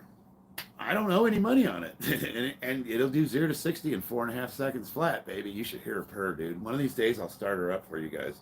Matter of fact, my next live stream, I'm gonna fire up the Mustang, and I'll let you listen to this thing. This thing sounds ferocious. She's a fire-breathing dragon, but it's just a 2009 Mustang. You know what I mean? Like, what are they? What, you $10,000-$15,000 at the most? All the cars are paid for. We got big fluffy dogs. We got a bunch of cats running around. We got chickens. We got a garden. We got a swimming pool.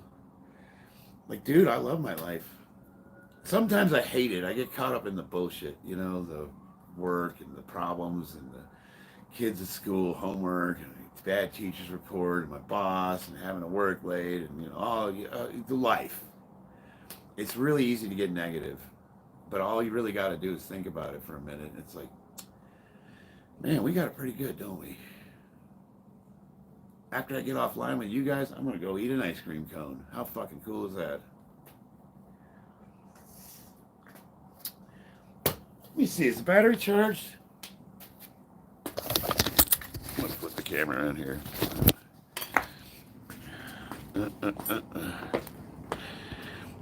Flippity flip. Got my garage partially open. Okay, this is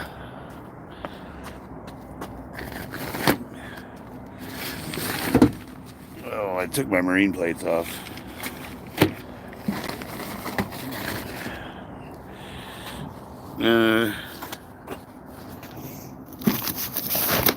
There's the shit box. Look, it's a yes. This little piece of shit will do 0 to 60 in like 7 seconds, believe it or not. That's my work truck.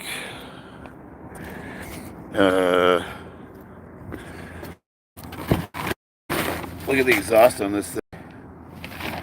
We got 4-inch straight pipes on that bad boy. But, I don't know, wife's got a Tahoe. And then there's the kid's tree house that I built.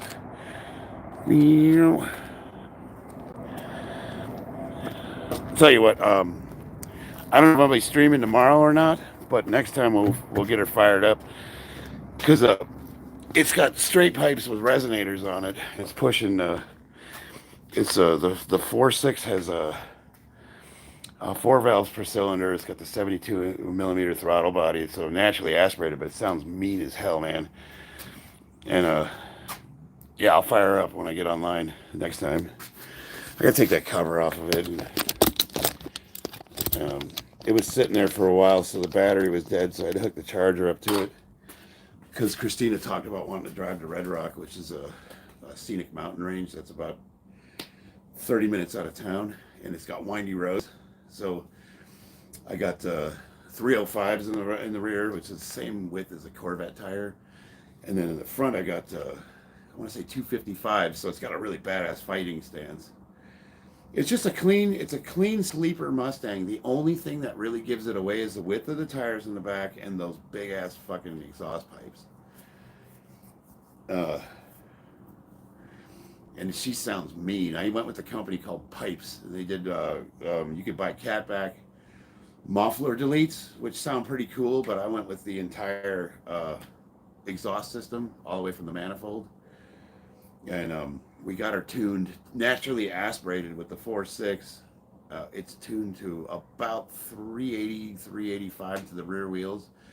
And you could say, well, the new Mustangs have 500 horsepower. I'm like, yes, but it's your power to weight ratio. So the rear end's got 373 gears in it, which means if I go over 3,000 RPMs on it, all I'm doing is smoking the tires. Meanwhile, you're down the street while I'm lighting the intersection up. It's a good time if you want to drift in circles, but not so great for putting that weight on the ground. So it really has just about as much horsepower as it can handle for you to be able to launch decently. So now what we really want to work on, we want to get a supercharger put on it. I got everything done so we could just put an Edelbrock right on top of the intake manifold. And that'll work that once you get launched and going, we want to get that quarter mile time down to, like right now, I would say it's really low 13s, really high 12s. That's the good quarter mile time for a relatively stock Mustang. I would put that in Corvette territory, maybe? I don't know. What does a Corvette do a quarter mile in? Probably better than that, huh? Is it like high 12s for a Corvette? Bobby B, love your 4.6, favorite engine to work on, although it rarely has issues. Yeah, no, I mean, dude, the drivetrain on those engines is solid, man. And if you got the 3 valve per cylinder that they started putting out after 2005, you can tune that engine to 700 plus horsepower. So you got to beef up the drivetrain. So yeah, it's easy to put a bunch of horsepower on the engine, but then you got to change the drive shaft out and beef up the rear end. And then the other issue is the weight distribution. So we took 400 pounds of weight off this Mustang, so it weighs way less than a stock.